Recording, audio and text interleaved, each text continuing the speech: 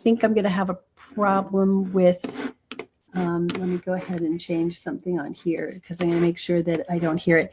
So hello, everybody who's on Facebook Live. You're going to see me turning away. I'm going to make sure I don't have your sound high. So I'm going to turn that off right now. So hello, everybody. There we go. Good. All right. So I got that turned off. So welcome to our Facebook Live page. Welcome to our webinar. And I know there's a combination of folks on both platforms. And we have a way to type in your questions and your comments on both platforms. So I'm just really, really excited to be here. And I'm going to put that down. Oops, it won't let me do that. All right. I am excited to be here to share with you because I'm passionate about this topic. We have some slides, and I will share my slides in a little bit. But I just want to start out with figuring out like who's here and what is it that you want to accomplish by being here. So if you're on the Facebook page, then I would highly recommend that you go ahead and just type in like where are you from and what kind of practitioner are you? I'd love to hear that from you guys here. If you're not a practitioner and you're just here for your own sake or for helping your family members, then that's fine too. Know that we will do some deep, somewhat geeky stuff. So if you're not a practitioner, you may be going, but hang in. There's still going to be some really good actionable stuff that you're going to learn here tonight. So I would love to hear from you both on the Facebook and on the other. And I'm going to look to see if I'm actually seeing who's here. Let's see if I can see who's on there. Sometimes it shows me and sometimes it doesn't. Let's see. We have 11 shares so far. I see Paulo on Facebook. I know most of you are probably here on the webinar. So, all right, good. I'm going to just see, there we go. And that's the way I see it. So we've got Paulo, we've got some likes. So if you're on Facebook, go ahead and just put your little arrows and your hearts and all that kind of stuff. And we'll see you there. All right, so I'm going to get started. So we're here tonight to talk about one of my favorite topics. It turns out I love nutrition and I love hormones. So, and I love the concept of food as medicine versus our pharmaceutical system that the Western medicine practices. I really like the idea of using foods as medicine. And that's a kind of a cliche that's used, but I like it in that it's something that goes back in ancient cultures where we talked about using food as medicine. I'm not a fan of the concept of medicine, though. I'm a fan of the concept of prevention and balance and creating an organism, a body that doesn't allow for disease to flourish. But we all know that there's a time in our life that's before right now or before the time when we became aware that our food makes a difference. And you're going to see that with your clients. There was this, like I would say, pre-nutrition awareness day. For me, my pre-nutrition awareness days were somewhere between the ages of when I was born and age 24. For some of you, that might have been from age when you were born to age 48 or 52 or 65. Regardless of where that is in yourself or your clients, your patients, or your loved ones who you were trying to help, there's a point where things start to shift. Now, the reason that it becomes important, like how long was that period of time up until then, just really is how long a person's been able to hit themselves over the head with a hammer repeatedly and develop some problems and some imbalances. So for me, when I was in my 20s, I was 24, 25, I had 24 or 25 years. And at that point, it seemed like a lifetime because it was to me. But from now, it's like, wow, I've lived more than half my life, a lot more than half my life in this nutrition awareness phase. So I was able to undo a lot of the dysfunction that I had as a result of my poor diet, my poor choices, my stress levels, all the things that happened up until then. If you're working with somebody who comes in and they become aware at age 85, recall that there's a lot more damage that could have been done. And the degree of improvement you're going to see is not going to be as rapid or as dramatic as someone who comes to see you in their teens or 20s. It just makes sense, right? How long the dysfunction and the obstacles have been in the way. But know that I've worked with people of all ages, and you will see changes when you can get them empowered to make the changes. So there's a couple of things that go into you being an effective practitioner. And we're going to chat about that tonight, as well as go in depth on these 7 foods. So I picked the 7 top foods with healing powers and balancing hormones. And I do a lot of research, and I have Google alerts that tells me about when there's new articles about various things. And I've been excited by some of the articles that I've seen recently.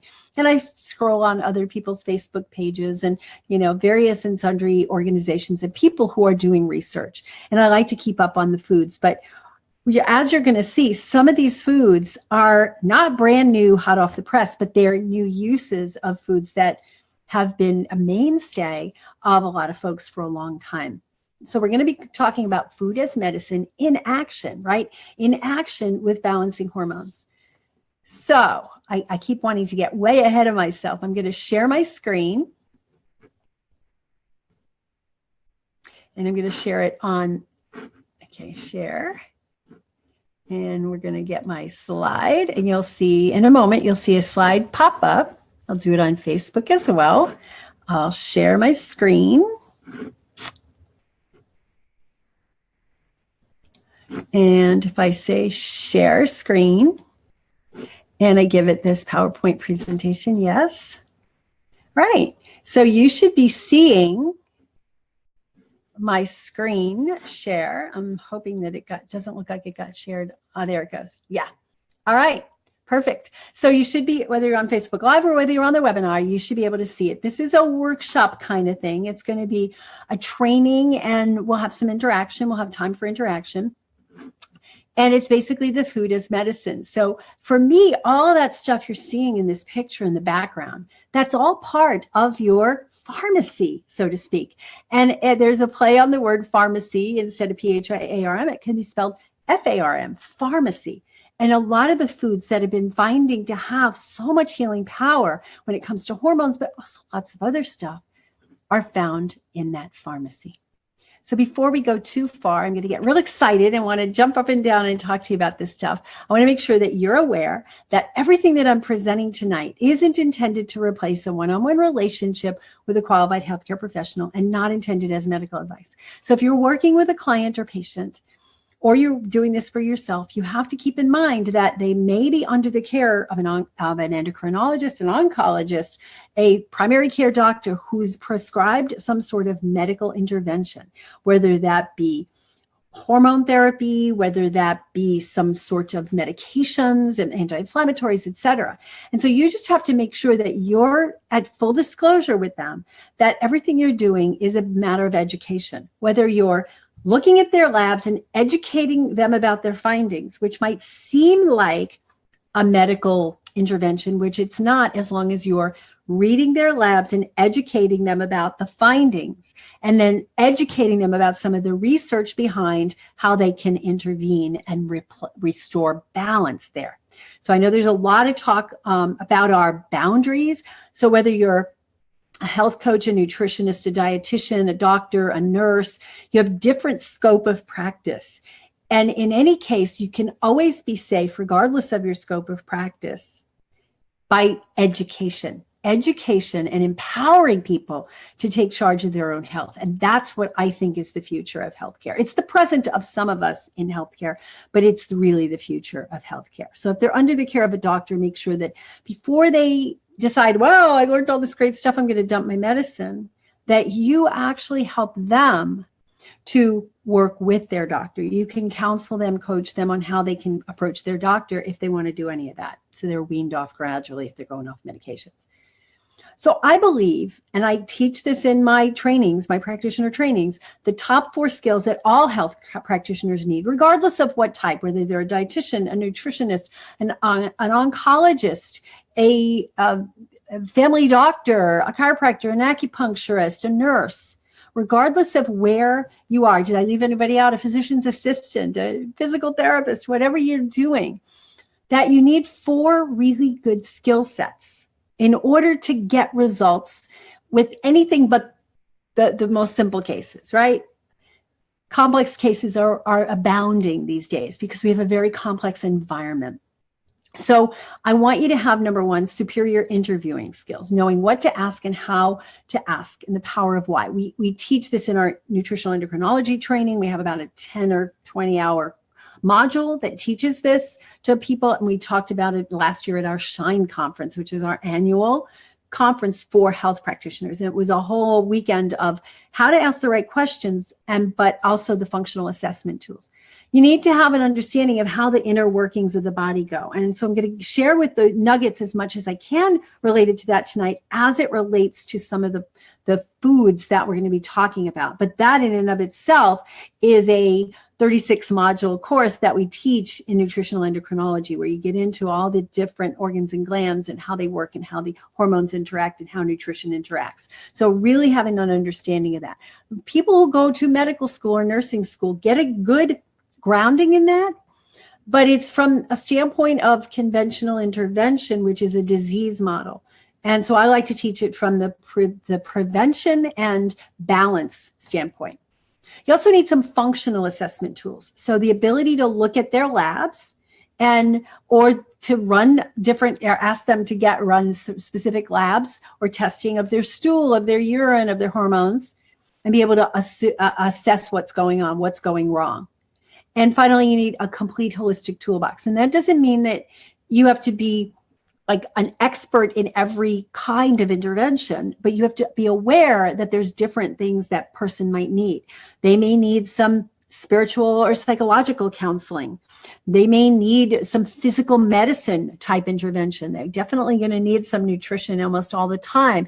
They may need some sleep therapy. So knowing that you have a complete holistic toolbox, and that even if you don't have that skill set, you have an awareness of it so that you can work as a team with your clients to give them that broad range of approach.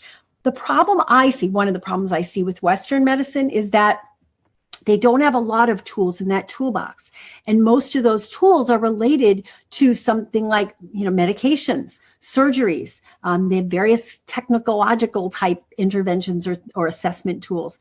But they don't really look at root cause and don't really address a lot of the time, at least conventionally trained medical doctors and nurses do not get trained in the art of using food and lifestyle and thoughts and emotions for helping people to heal. So tonight's presentation is going to focus strictly on one of the pieces of that holistic toolbox, right? To get more, there's, like I said, 36 modules and a 2-year training and hundreds of hours of training in that. And that's not something you should take lightly or say, oh my God, I'll never be able to do this because I don't have that training.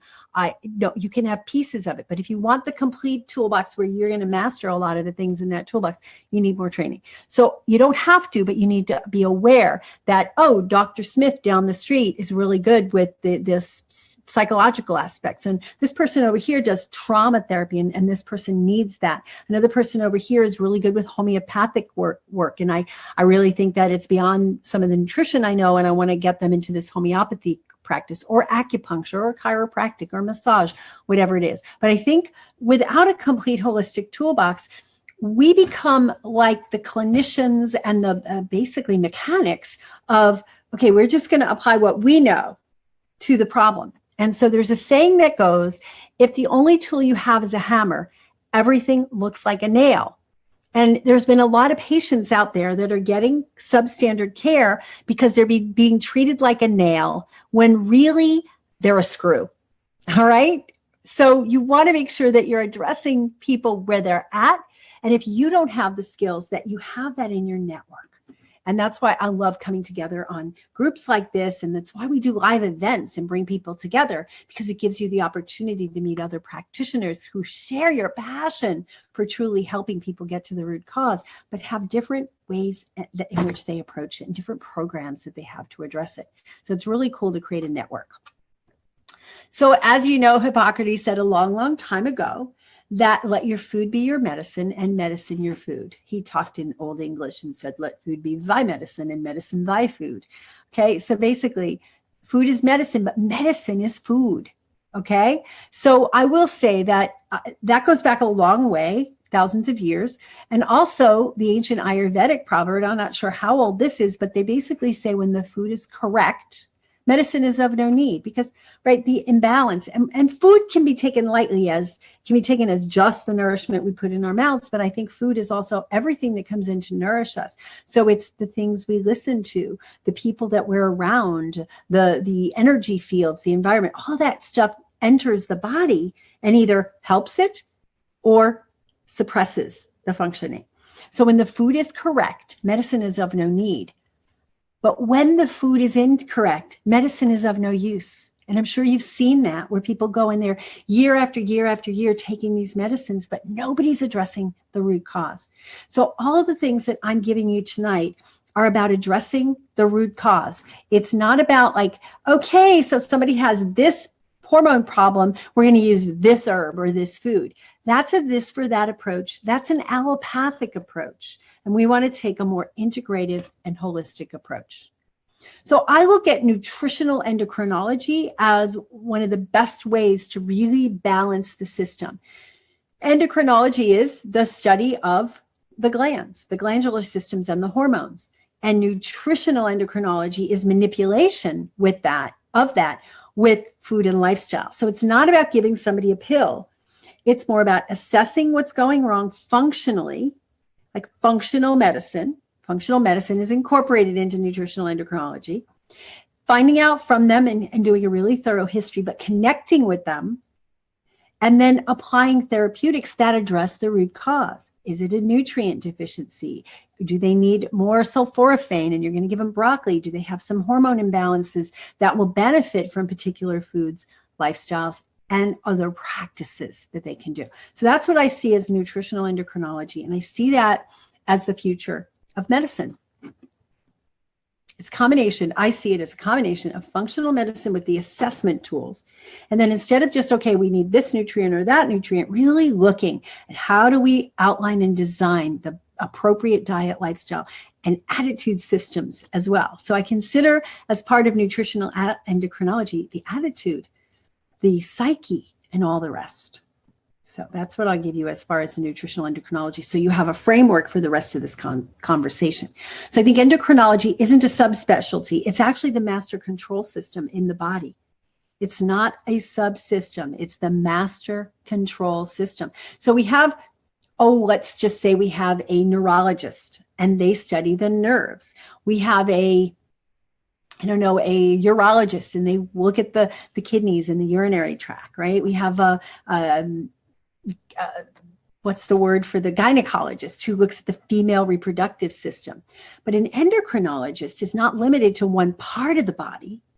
They're actually working on all the parts of the body because the hormones are discrete and throughout the body.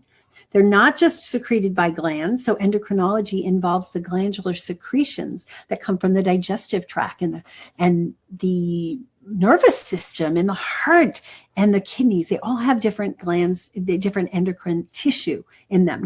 They're not all endocrine glands. We have a discrete set of endocrine glands that we think about, but they're secreted like leptin. It's an endocrine hormone. Guess where it's secreted? By the fat cells. Okay, so hormones, they're everywhere. And we love the hormones and we need to really make friends with hormones in order to get the person balanced. So that's what we're going to be talking about today. And this is just a fun picture I gave you because it's just only touching the surface of the complexity of the endocrine system. Do you have to memorize every single one of those hormones and what it does? No. Do you have to be aware that these hormones exist and that there's functionally these hormones? Yeah, that would be great to know. But there's cheat sheets, right? There's a chart like this, and then there's lists that you can look up. But being aware, that the reproductive hormones are just one part of it. But when your client or patient says to you, I have a hormone imbalance, much of the time they're talking estrogen, progesterone, or testosterone. I actually saw that there's an acronym there, progesterone, estrogen, and testosterone. The PET group, right? Those are the PETs. And those are not just the only hormones, right? We know about insulin and glucagon for managing blood sugar. We know about all the thyroid hormones for managing T3 and T4 and also T1 and T2 for managing thyroid function. We know about DHEA and cortisol and adrenaline that come from the adrenals, right? We know about the thymus gland. We know about leptin that comes from fat cells, and we know about ghrelin that comes from the stomach. And I'm just throwing these out at you. For some of you, you get it. You've been doing it for a long time. And for others, those are relatively new. That's okay. Either way, this presentation is a good one for you. Just want you to know that it's a complicated topic, and it is nice to know how they interact. Personally, I want what I call unstoppable health. I want to have the kind of health that makes me unstoppable, that doesn't have me saying, no, I can't do that fun thing tonight because I don't feel good, I have a stomach ache, I'm tired, I'm on my period, and I feel miserable. No, unstoppable health is that ability of the body to respond and to be resilient regardless of the circumstances. Now, of course, we don't want to keep hitting the body with stressful circumstances, because then the unstoppable health will go away. So I recognize that I have enough health and resilience that I can miss hours and hours of sleep for several days in a row if I have to deal with a sick relative, a sick pet, a deadline in my work. But if I keep doing it, that becomes abusive lifestyle. So we have to differentiate resilience to be able to deal with those extra stresses, but also the smarts to be able to be doing things that keep and maintain the unstoppable health.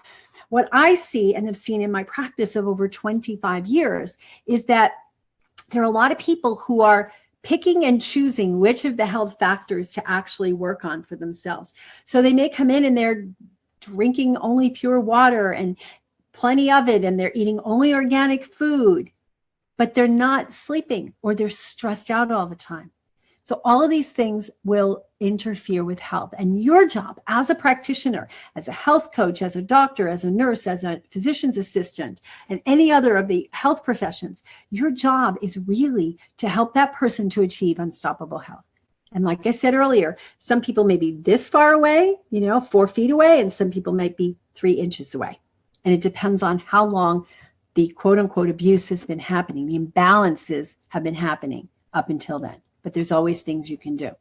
And to me, this is life with balanced hormones. These are my friends, the elders. They have to be over 90 to make it in this presentation, into this picture. And a couple of them are over 100. And two of them are over 100. The males are over 100, and the females are in their 90s. Can you imagine? You can tell by their faces and their hair color that they're out there.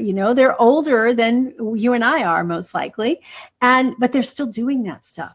You can't do that if your hormones are out of balance. You can't do that if your blood sugar is not in balance. You can't do that if your body is under continual stress. This is what I think we should be striving for, not just for ourselves, but for our clients. And the kind of care that I want you to be able to provide your clients is the kind of care that will result in this. And yes, you can say that genetics plays a part in this. Sure, genetics plays a part in someone's susceptibility to disease, but it's the lifestyle, the diet, the attitude, the stress levels, the sleep, and all the lifestyle factors that play into whether those genetics are going to be expressed or turned off. Okay?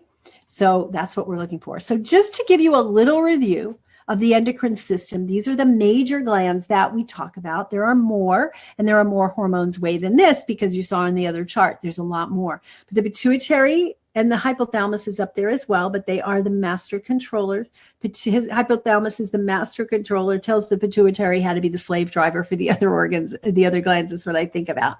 And they basically tell the other, they read the blood to see if there's enough thyroid hormone, to see if there's a stress response, to see what they need to do, see what time of month it is, and what's happening with the levels. Do they have to stimulate the follicles for a woman? All of these things happen in these glands. So these are the major glands. But I want to refresh how these hormones work, because it plays into how the food manipulation works with it as well. So we have a secreting cell, and the secreting cell is in one of those glands. It could be in the ovary or the testes or the pituitary. It could be in the digestive tract. It could be in the kidney. The secreting cell secretes the hormone, usually in response to testing the blood and seeing, is there a stimulation for it? Is there something there that says I need more, whether it be low level of that hormone or another instigating factor? and it secretes into the bloodstream that hormone, and that hormone travels through the blood and until it finds a target cell, and then it lands. Some hormones have targets on every cell in the body, like thyroid hormone.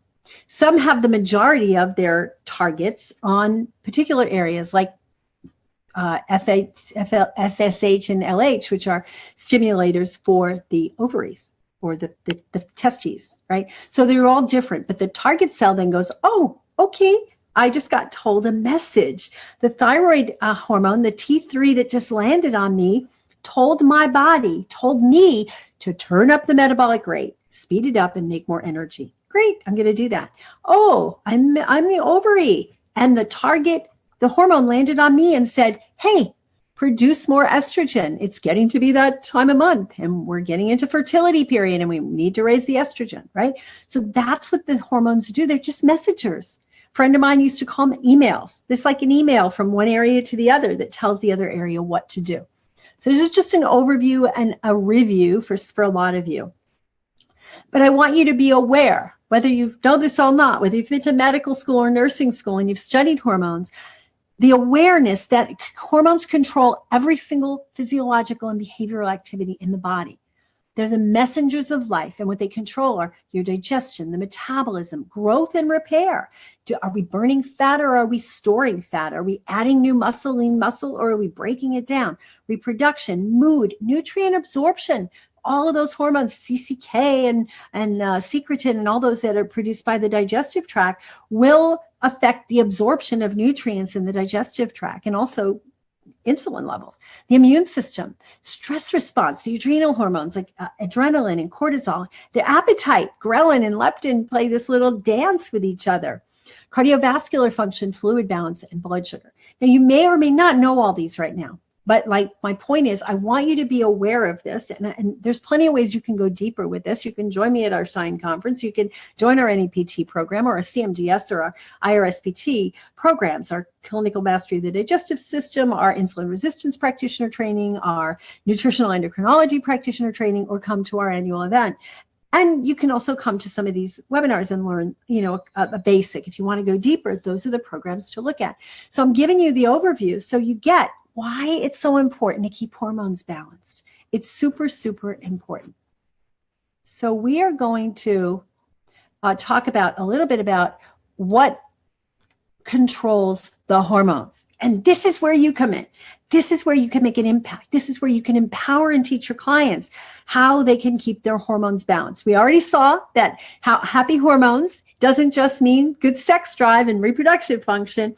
It means good digestion and brain function and stress response and metabolic rate and waistline and all the rest.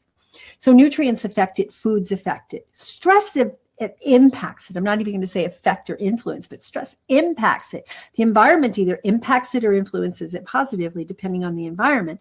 Digestion impacts or influences depending on the environment. Sleep, lack of sleep will impact. Good sleep will enhance. And then other hormones, the interactions between the hormones. And you can learn more about all of this in our practitioner training. But for now, we're going to focus on hormones. And we're going to focus on the nutritional endocrinology hierarchy of interventions. I believe at the top of the list is food. So if someone has an imbalance of a particular hormone, let's just talk hot flashes, right? Person goes to the doctor. They have hot flashes. They may have some other signs of menopause.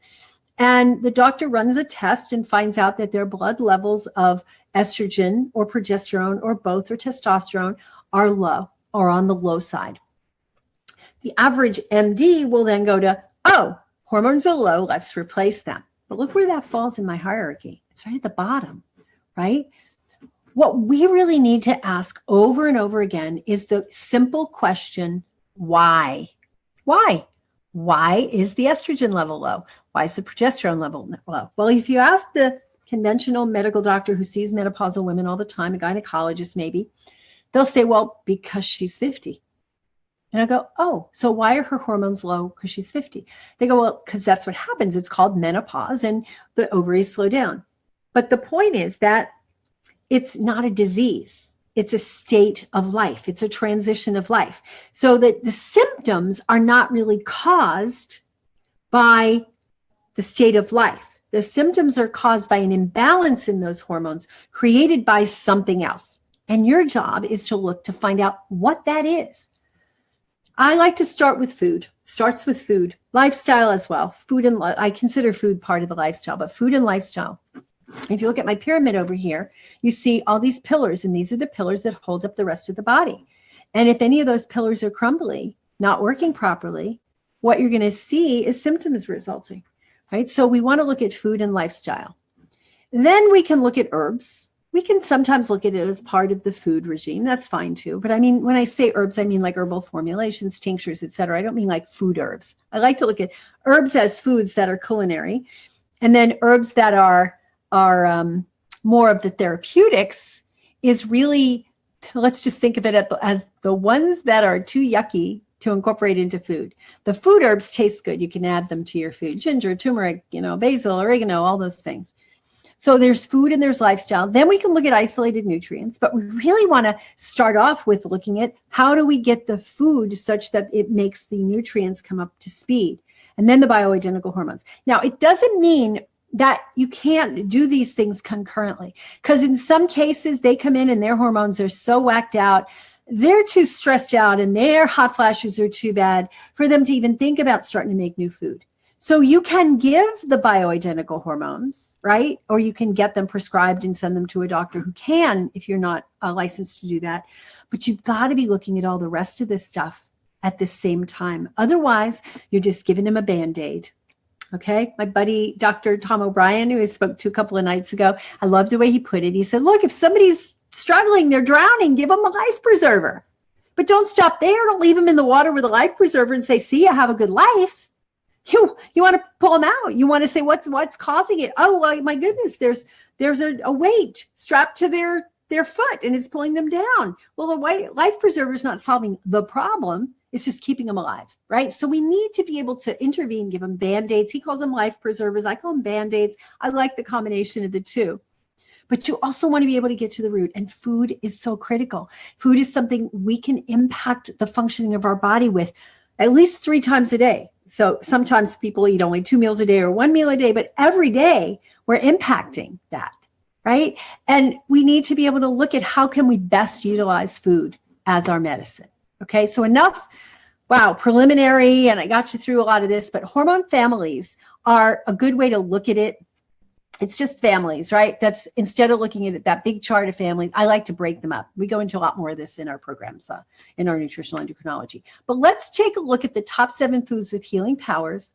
And before we do that, I just want to say why I'm so passionate about this is, I didn't always have the energy I have. When I was in my 20s, I was exhausted and I was living on caffeine and sugar all the time. And I had some health issues, which I wasn't able to solve through conventional medicine. I asked the right question. Remember the power of questions. You have to ask the right question. And I said, could it be my diet? They said, no, I'm a rebel. I said, okay, let me prove that maybe it is. And I figured out that it was. But along the way, I wanted to influence my family. I wanted to help my mom and my dad, who were smokers and ate poorly and had some, minor health issues, and my siblings. I just wanted everybody to know what I knew, but they didn't want to know. So I watched my mom and dad suffer. Well, not really suffer, actually just die. Quite frankly, I would have been better if they had suffered, so we would have known that something was really wrong. They just had the standard aches and pains. But looking back, my mom had a skin cancer removed. She had gallbladder problems. She had kidney problems. She had arthritis. And she died at the ripe old age of 56. So she had all those problems before she was even in her 50s. But no doctor said, Mary, there's something out of balance here. You're young. You shouldn't have arthritis when you're in your 30s. You shouldn't have, kidney problems or gallbladder problems. I mean, the gallbladder problems is a common manifestation, female fat fertile in 40. So at 40, she had 9 kids. Oh, she had 8 at 40, and then she ended up getting pregnant when she was going through menopause and had a 9th kid in her 40s. So she was clearly fertile. She wasn't really fat. She maybe had a little extra weight around her middle, but damn, she looked good for someone who just had 8 kids. She did not look like, she put on weight every kid and looked awful. But the other subtle signs, you can't just tell by what somebody looks like, right? Her hair was gray quite prematurely. And there were just things that nobody good. And so she died. She died suddenly on my birthday at age 56 because she was into this medical model of modern medicine and disease, which is, we just keep doing what we're doing until we end up having to go in the hospital and they'll keep us alive and everything's good. But in reality, it wasn't good for her. And she suffered. And there she is a month, 3 weeks actually, before she died on her 56th, my 56th birthday. On my 35th birthday, she was 56. And this is her with my dad. She's not drinking a green smoothie. It's a green beer. It's St. Patrick's Day. And they were arguing about Italian versus Irish, when she was Irish, right? So this was her at age 56. This is my dad. He only outlived her by 2 years. He was a little older, so it was really 8 years. He was 6 years older. So he was 62 in that picture, and he died 2 years later. Broken heart, but also all the stuff. But you could see that neither one of them was obese. They had a little extra weight on them and nothing terrible. So it wasn't like, oh, you've got to lose some weight and get better. That's my sister. She was obese. She was 5 foot or 4'11", and she weighed 200 pounds over. It's like 250 pounds. She was clearly obese, and she never was told that you have to lose this weight. And it was never explained to her that it's not normal to be popping Maalox and Tums and all kinds of drugs all the time. She just was trying to get better, and that's what she knew. She watched TV. That's what they said to do. So she didn't have any fresh foods. She didn't take care of herself, and she had lymphoma, and she died. Not that long after my parents did. So I would say 2008, my dad died in 94. So 2008. So it was 14 years later. It was quite a bit later, but she didn't make it past her 44th birthday. And I know that these are preventable things. And I know that you're going to see people in your practices or in your families that have similar pathologies to them. Yeah, they have some bad genes. I have their bad genes. So I looked around and said, holy cow, I probably have bad genes. Nobody lives long in my family. So I take care of myself really well, like meticulously crazy. But here in the picture on the other side is me and my son when he was going off to college. That was 5 years ago. He's now off to graduate school. This was me at 56. Okay. I think I look a heck of a lot younger than my mom did in this picture. And it's not because I didn't inherit her genes. I have a lot of her facial features. You can see a lot of me, her and me, but it was because I made a decision to learn this stuff and take care of myself. And that's what I want you to do, is to learn this stuff and take care of you so that you can then take care of other people, and that we can be this wave that's spreading and spreading and spreading, where people are like, okay, what about the food? I've got to change the food. I've got to change the attitude. I've got to change the lifestyle because I have control of this stuff. We all have control. And I promise you we'll get into the specifics, but I wanted you to know that. And this is my family, and this is why I do what I do. I want to be around for these guys. It was really heartbreaking for me, to have children and have my parents never meet my children. My oldest son was born 6 months after my dad died, 2.5 years after my mom died, almost 3 years after. No, it's 3 years after my mom died, because he was born in April and she died in April. So 3 years later. They never got to meet their grandparents. My parents never got to meet my kids, and I never got to have that, hey mom, what do I do? I've been up all night, I need sleep, get advice from mom about having kids. So I want to prevent other people from having this stress, and that's why we do it. So stop with the pulling the smoke detector out. The BandAids are like the alarm goes off middle of the night, and you're going, oh, that's keeping me from sleeping. You wouldn't go in and pull the battery out and then have the house burn down. You wouldn't do that. But you do it with the body, and your clients and patients are doing it with their body. Every time they take an medication or even an herb to suppress the symptoms without going deeper. So I'm not against BandAids, life preservers, however you want to call them. I'm totally about that. But I know we've got to get to the root cause, because otherwise these people's house is burning down. And the thing is, it's burning down silently when you shut the symptoms off. So all that inflammation and tissue breakdown is happening in there. And you have the power to change that with people. You have the power to show them, to teach them, to empower them to take charge of their life and not rely on Western medicine, which is the most amazing medicine system for trauma, for acute crisis care, right? You're somebody who's got 106 fever and they've been in the jungle. Get them some antibiotics. Get them some medical care. You have somebody who falls off a roof, breaks an arm, is bleeding from orifices. Don't take them to the naturopath or to your office for health coaching. That's not what they need. They need intervention, right? Certain cancers, once they've gone beyond a certain point, you need to have them removed. But what are you doing to prevent it from happening again? What are you doing to clean up the underlying? That's where you have the power. That's where you uniquely have the power. And I want you to see this.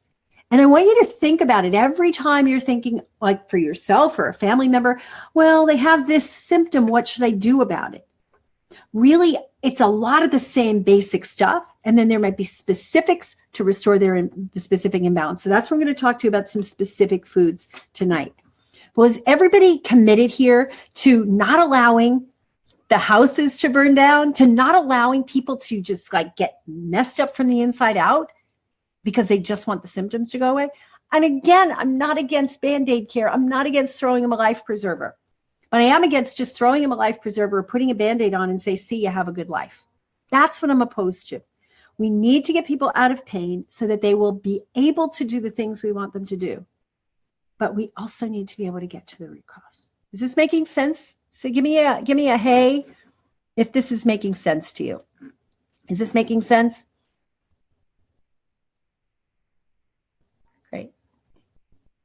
I don't see, but yeah. All right, so I have a few questions coming in. I promise you I'll get to your questions. All right, so let's look.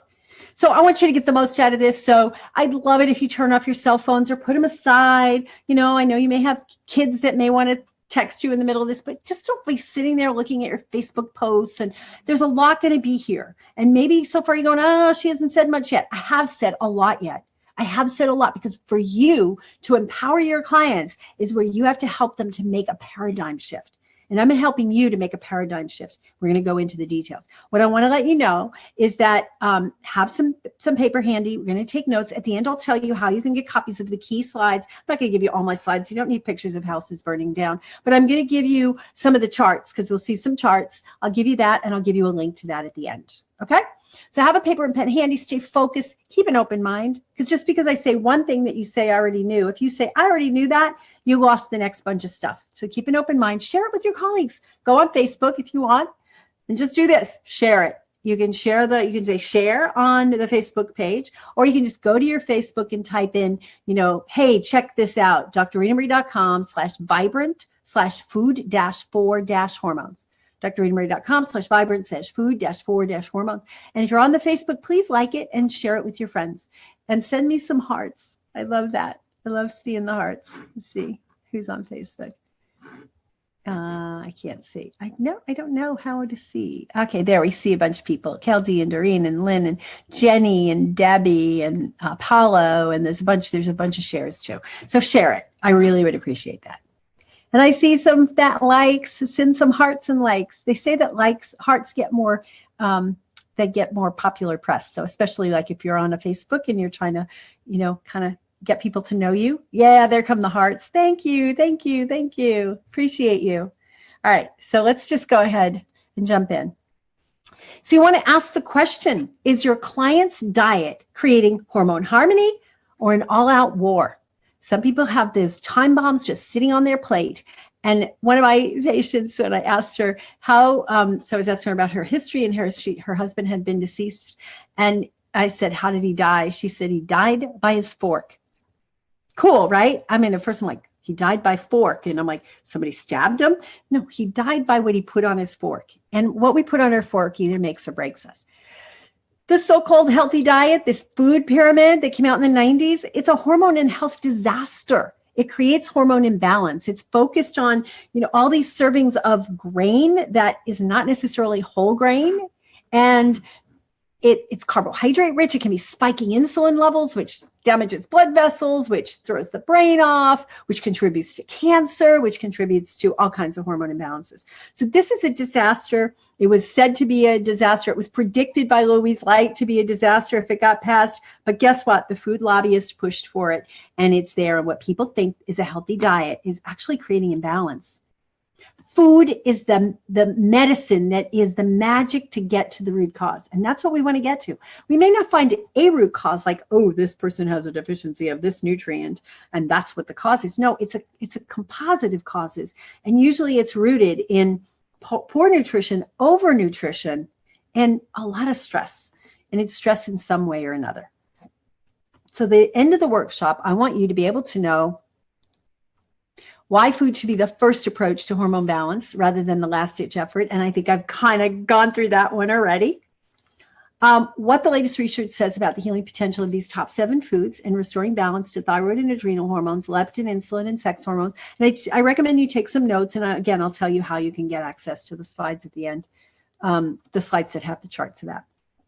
How to determine if your client is a good candidate for food-based interventions, and then how to teach them delicious ways to incorporate these healing foods into their diet. So for each of these 7 foods, I'm going to talk to you about ways that you can healthfully, deliciously have people incorporate. Sometimes what I do is I get out and I just do a food class, and I do them online once a month. I do them in my kitchen. If you haven't been to them, just make sure you're on our mailing list and we'll send you an invite.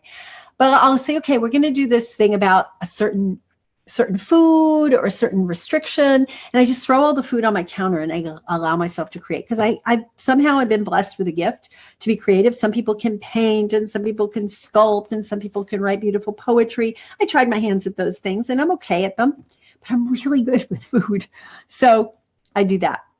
And then how to deepen your understanding of the power of food to balance hormones, get to the root cause of their chronic health challenges, and then offer proven effective strategies that are based in science and natural wisdom, and help you with those. So let's just look at the hormone imbalances. We're not going to look at all of the ones that I talked to you about before.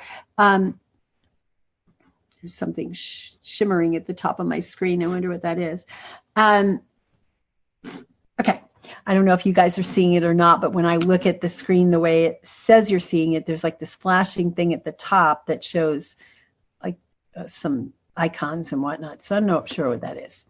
So anyway, these are the main hormones that we'll mention throughout the presentation. There are a lot more, but these are some of the main ones. And when you're working with somebody, you want to identify, do they have imbalances in the thyroid, the adrenal, insulin levels, leptin, estrogen, progesterone, testosterone, DHA, digestive system. These are the main ones that I think make a huge difference. Okay. All right. And that was what I was seeing on Facebook. So I'm not sure if you're seeing it on the webinar gem. Let's see. Nope, it's not there. Interesting. The thing about it is that order does matter. It's not just a matter of like, okay, let's just balance their hormones. It really does matter. The first thing you need to do is help them transform their stress, because the stress is what's depleting the hormones and the nutrients. So we need to teach them techniques to help them to transform stress. Then I think healing and optimizing digestion makes a huge difference. I sometimes toy between, do we do digestion first or blood sugar first, because they feed on each other. So digestion and blood sugar are real important. Repair and recharge the adrenals, and then protect and heal the thyroid.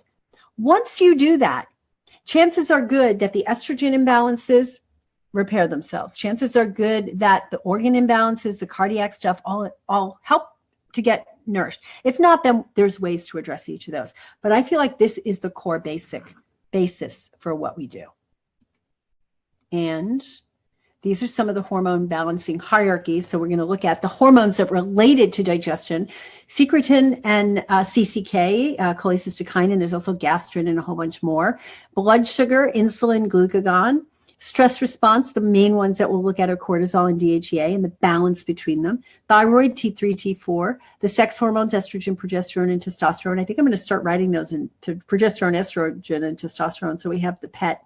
And then any organ-specific stuff. So this is how I proceed through, right? And it doesn't mean that if somebody's got a major adrenal imbalance and they're producing way too much or not enough cortisol, that I won't help them with the nutrition. But generally speaking, that comes under the handling the stress response. So we're going to take away some of the stress. I always think about, like, people talk about detox. What's the food for detox? What's the nutrient? What's the herb? Like, the first step is reduce the toxic load.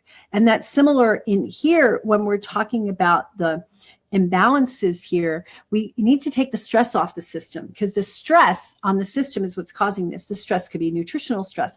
It could be environmental stress. It could be mental and emotional stress. It could be relationship stress. There's a lot of things that could cause distress. So we as practitioners need to help a person just identify the stress right up front. So you might have come from a medical model. Maybe you're a nurse or a doctor and your approach is, oh, well, I don't want to do drugs anymore. What herbs should I use for hot flashes? What's the best approach to low thyroid function? But it's really a matter of balance from the bottom up, and there are certain foods that help balance hormones better than others. So we've got 7 of these foods that I really like a lot. The first one we're going to talk about is mushroom. And here's the thing. For any of these 7 foods, you're going to find somebody in your tribe that's going to say, well, I can't have mushrooms, I'm allergic, or I can't have broccoli, I'm allergic, whatever. Good, fine. Oh, okay, well, look at some others, right? Just because somebody can't have one of these foods or thinks they can't have one of these foods, it doesn't mean that you don't have an approach. This is not an all or nothing thing. We're going to find and balance a person's diet with specifics about how they tolerate food. And a lot of stuff goes into that. And a lot of people who think they're allergic to mushrooms because they've been told that they have candida and mushrooms are a fungus similar to candida are not having a problem with therapeutic mushrooms. Not to say I don't see people who are having problems with therapeutic mushrooms like shiitake and reishi and all that, but it's less than the people think. But you have to work with them where they're at. So if they don't want to do mushrooms, good. You can explain to them. One of the biggest benefits of mushrooms is that they balance an enzyme called aromatase. Who's here's heard of aromatase? Have you ever heard of aromatase inhibitors? And aromatase, I know somebody on here that I just saw that I've looked at his Dutch test and he has a problem with aromatase. And so listen up, these are some foods that might help it. So aromatase is an enzyme that converts testosterone to estrogen, and specifically estradiol, not estrogen. Estrogen isn't one thing, right? Estrogen is E1, E2, E3. So you guys have heard of this, right? So there are a number of foods that affect aromatase, and mushrooms are one of them. And it's not just, all mushrooms, but it's not just one mushroom. So shiitake tends to be the best, but the little white button mushrooms are good, and the enoki mushrooms. So mushrooms can be really beneficial for balancing aromatase. In addition, they're helpful for the immune system. So if somebody's got hormonally inflammation-induced hormonal imbalance, like a Hashimoto's thyroiditis or some sort of other imbalance there, you can help them to get results. The thing about testosterone going to estrogen is that men tend to get what we call moobs, right? Male boobs. And when you see a man who comes in and they look kind of fit, but they have they have more than pecs, they're like boobs, we're thinking aromatase, right? And you can get it tested and you can do Dutch testing and all this sort of stuff, but you need to help people to get this under control. It also causes extra belly fat because estrogen helps to store fat around the belly. Okay, it causes feminization. It causes males to lose some of their oomph, their motivation, their maleness, and it causes females to get more prone to cancers, estrogen-sensitive cancers like breast cancer, endometrial cancer. Okay, so this is an important thing to look at. So the mushrooms that will help us to not make so much aromatase. It inhibits the action of aromatase. I showed you this because I wanted you to see the complication of these steroid hormone pathways. And there's a lot of places in here we can intervene nutritionally. And I can't talk about all of them. I mean, I do that in my 2-year program. And we do it more at Shine when we have 3Ds together. But in, an hour here, and I'm already close to my hour and going over, we can't really do it. So we've got cholesterol going to pregnenolone down to down here, testosterone to estradiol to estrone, and then estriol. Okay, estriol is the one we want, but a lot of times it just stops at estradiol and estrone, and those can be the proliferative estrogens, estriol. Anyway, that's what's complicated about it. And when we look at aromatase, can't twitch it. There are a number of things that can help it. So I just threw this in here as an extra, and I gave you a link, and I'll give you this slide when you opt in at the end, and we'll give you that link. Celery, olives and olive oil, avocado, nuts, cruciferous vegetables, parsley, allium, the garlic, onion, scallions, chives, and leeks, flavones and flavonoids from a variety of plants. So if you are looking at people's hormones and you're seeing that they are estrogen dominant, and the estrogen is dominant over the over on top of the testosterone and progesterone, then it's a good thing to be looking at, do they have an aromatase problem? And Michael wanted to know, how do you determine which mushroom? Just go do the research and whichever one they'll take. Shiitake does tend to be the best. Shiitake tends to be the best. Okay, I said shiitake, the white button mushrooms, and enoki, which are those little skinny ones. Those are the ones that have the most studies. It doesn't mean that, reishi has a lot of studies with hormone balance. Chaga, very good with the immune system. So all of them can be beneficial. But if you want a simple one that they can buy at the grocery store, send them off to the grocery store to buy those white button mushrooms and the shiitakes. Shiitakes have a lot of other immune properties. You can also get dried shiitakes if they live in an area where they can't get them fresh, and you can get them and reconstitute them and put them in soups. Okay, so mushrooms, like really, really beneficial to do mushrooms, right? And I don't mean psilocybin and all those kind of psychedelic mushrooms. So there's a picture of some of them. So you can saute them. You can marinate them and break them down. I like to boil some water, pour it over some of the dried mushrooms, and then add some veggies and sea veggies to make a really nutritious broth. Right, so these are the ways. The one up at the top is cordyceps. It's a caterpillar mushroom. I buy that powdered as an extract, and I drink it, and it's really good for endurance and all. So you can match things up. I would say research on the particular food that you want to go into detail with somebody on, and see that it has other properties that match. If you're trying to choose between, mushrooms that are only willing to do one food, and you're trying to choose to be which one, you can look up their properties. It's not that hard to do. We go through that a lot more. So seeds are another one. What do I mean by seeds? Well, pumpkin seeds, sesame seeds, sunflower seeds, hemp seeds, flax seeds, they're all seeds, and they all have properties within hormone balance. I don't have time to go through every bit of research for every one of these because we could talk for 2 hours on each of these, but I wanted to give you the highlights of each one way more than I could if I just gave you a list of 20 foods. So how do seeds actually influence hormones? Well, sesame have been found to boost progesterone.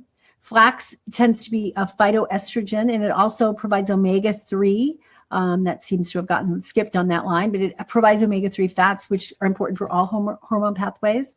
A pumpkin will boost estrogen and decrease menopausal symptoms, and that was a link that I saw, a study that I saw. A sunflower helps to boost progesterone. Chia provides all the omega-3s, and so does hemp, provides those omega-3 fats that are helping all the hormone pathways. It's really important. And also hemp is a good source of GLA, gamma-linoleic acid, which is also as a part of evening primrose oil. So a lot of people take evening primrose oil for hormone balance. So that's some of the seeds. So these are easy for you to incorporate for people, right? You just have them start to put the seeds in their shakes or spread them on foods, on salads, on steamed vegetables. But there's a concept that's gaining popularity over the last few years called seed cycling. And the idea is that we balance based on the person's cycle. If we're a female, their cycle. So the follicular phase is days 1 to 14, where the body's getting ready to ovulate. And in that cycle, we need more of the estrogens. So we do flax and pumpkin seeds, a tablespoon of each. So you can encourage people those first 14 days up until ovulation, they can take the fresh ground flax and pumpkin and put them on their salads or put them in their smoothies or elixirs or put them over. I love putting seeds, fresh ground seeds over steamed vegetables, put some herbs and stuff. It's yummy. It's delicious. Easy for them to do. And then in the luteal phase, starting around day 15, depending on how long their cycle is, to about day 28 or until they start to bleed, then you do a tablespoon each of the freshly ground raw sunflower and sesame, because those help enhance progesterone, which is important for their lining of their uterus. In males, they don't have a cycle, but it can be helpful as well. So the recommendation is go from the full moon to the new moon, right? So we go full moon to new moon. They do a tablespoon of a mixture of flax and pumpkin. And then the new moon to the full moon is a tablespoon of a mixture of sesame and sunflower. So it's similar, we're just timing it differently. And this has been shown to be very highly effective. And there's some links, I'm going to give you some links to it. And I'll give you that when you give me your name and email address, I'll send it to you. So seed rotation, this is a chart that shows it. So I just saw estrogen boost in that day 1 to 14. And I found this, there's a link to where I found that. And there's actually another, if you go to that link, you'll find a PDF that has a really nice description of it. This is I found it, and there's the link. So it's hard to see it, but you'll have that link and you can just go there. But it's basically this beautiful chart that talks about not only, how to balance it with the moon and how to balance it with the cycles, but it talks about, being out in the moonlight and other natural things that you can use to help people with their cycles. So it's a really cool concept. And this is just showing chia seeds, but you can do this pretty much with any seeds. I make crackers out of them, flax crackers, chia crackers, combination crackers. You can make a porridge out of them. You can just sprinkle them on your salad. I would recommend grinding them if you're going to do that with the seeds. And you can put them in smoothies. You can make drinks out of them. There's a number of ways that you can teach your client how to use these. So here's some references. Again, I'll tell you in a little bit where to go. I don't remember it off the top of my head, the link, but I'll give you a link where you can get that, and you can also get some gene charts as well. So the seed cycling, these are some references that I found, and there's more, but these specifically worked with, dealing with menstrual issues. Okay, so that's seeds.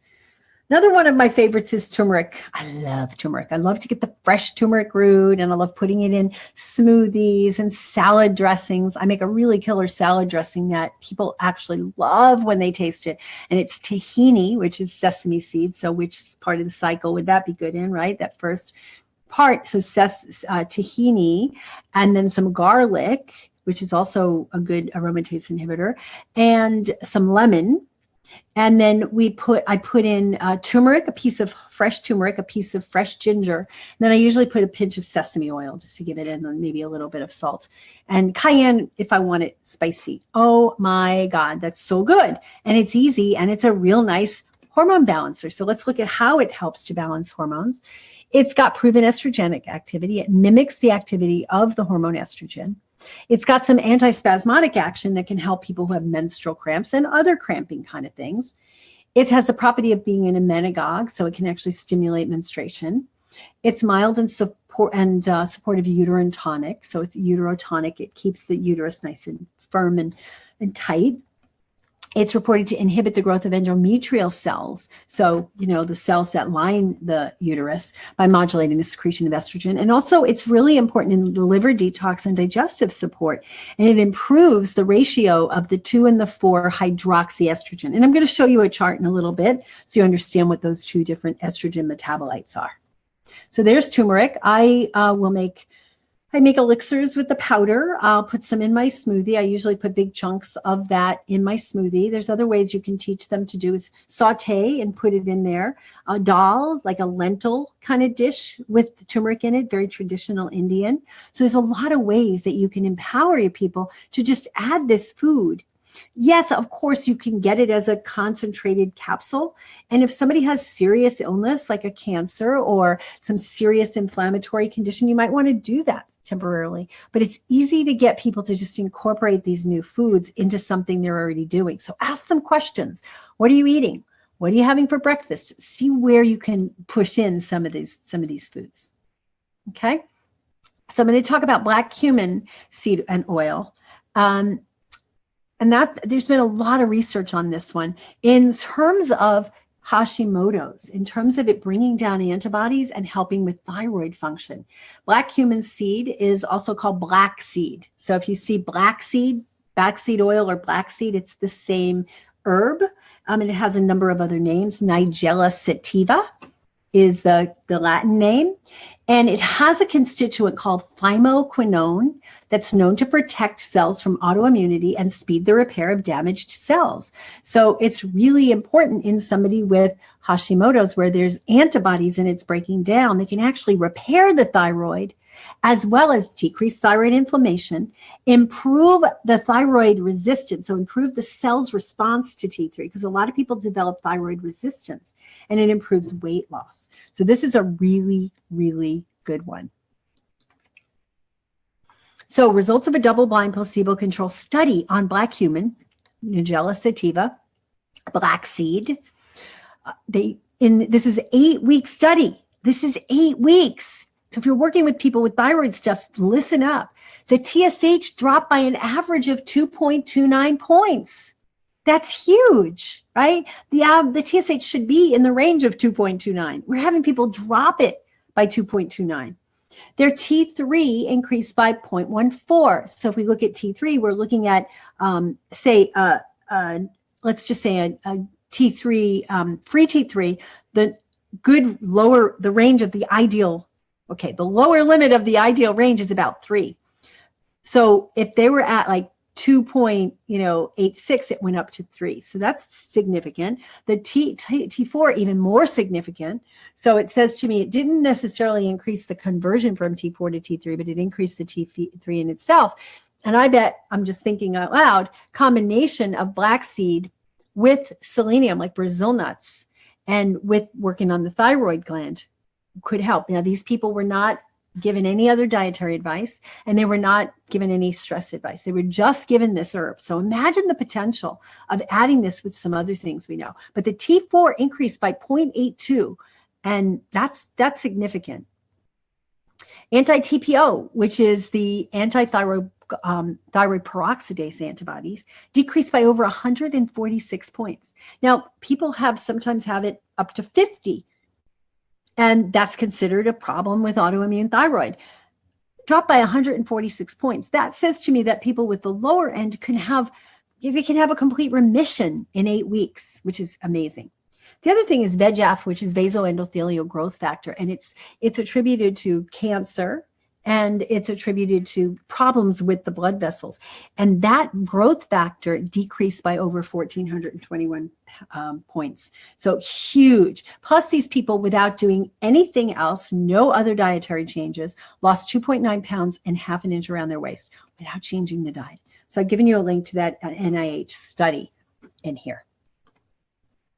This is how you can get it. The study actually used ground black seed. So this is what it looks like when it's ground, and it's probably extracted. This is the whole seed. This is a bag of it. I found this on Amazon, and it's all organic black cumin seeds. I'll tell you a funny story. I did buy some of these. I was traveling and I went to the store. Oh, let me try these black seeds. And I bought them and I, tried them, and I didn't do much with it. And then I forgot. And I was making my morning chia beverage, and I pulled out what I thought was chia seeds, and I put them in bag, and I put water in it. And about, half an hour later, I went to drink it. I'm like, wow, what's wrong with these chia seeds? These chia seeds aren't breaking down. It turned out it was my black seeds. So, they don't gel like a chia, but they can be used in a lot of ways. They can be ground, and they can be put in elixirs, or they can be put in smoothies. It could be put as a spice on things. Black seed oil can be used as well. So you can sprinkle it. Just make sure that it's organic and that it's pure. Like it's guaranteed to be pure, because some of them are like mixed with other stuff and they don't necessarily say it. But I found these. I never used these before, but these are organic black cumin seeds, and they're from Turkey. So before I finish the last 3 foods, I just want to tell you about an opportunity, because it's getting late, and I want to invite you to learn more about this with me in our Shine conference. Some of you have heard about this before. Many of you already signed up, but I just wanted to tell you a little bit more, because we're going to go a lot deeper at the conference, and you're going to get charts, and you're going to get protocols, and I'll share with you a couple of what they look like. But there's going to be an amazing, empowering event where you can come, and it's in November 3rd through 5th. And it's in Lost Pines, Texas, which is just east of the Austin airport, about 20 minutes. It's in a beautiful resort called the Hyatt Regency Lost Pines Resort and Spa. If you come early, plan on getting a massage. They have an amazing spa there. Plan on bringing your bathing suits, and they at least have some indoor stuff, but most of the time at that time of year, it's still kind of warm, and they heat the pool and the spa. We're going to focus on food as medicine and holistic healthcare. It's really your recipe for a fulfilling and thriving practice. So we're going to teach you how to incorporate this, how to understand what's going on, how to make the foods. There'll be food demos, but how to incorporate it and how to go out and teach this and start making money with your clients and earning a living so you can quit your day job, for those of you who are still in your day jobs. So like Hippocrates said, let food be thy medicine and medicine be thy food. And that's what we're going to work on. And you may be thinking, well, I already know about food. I don't need to come here.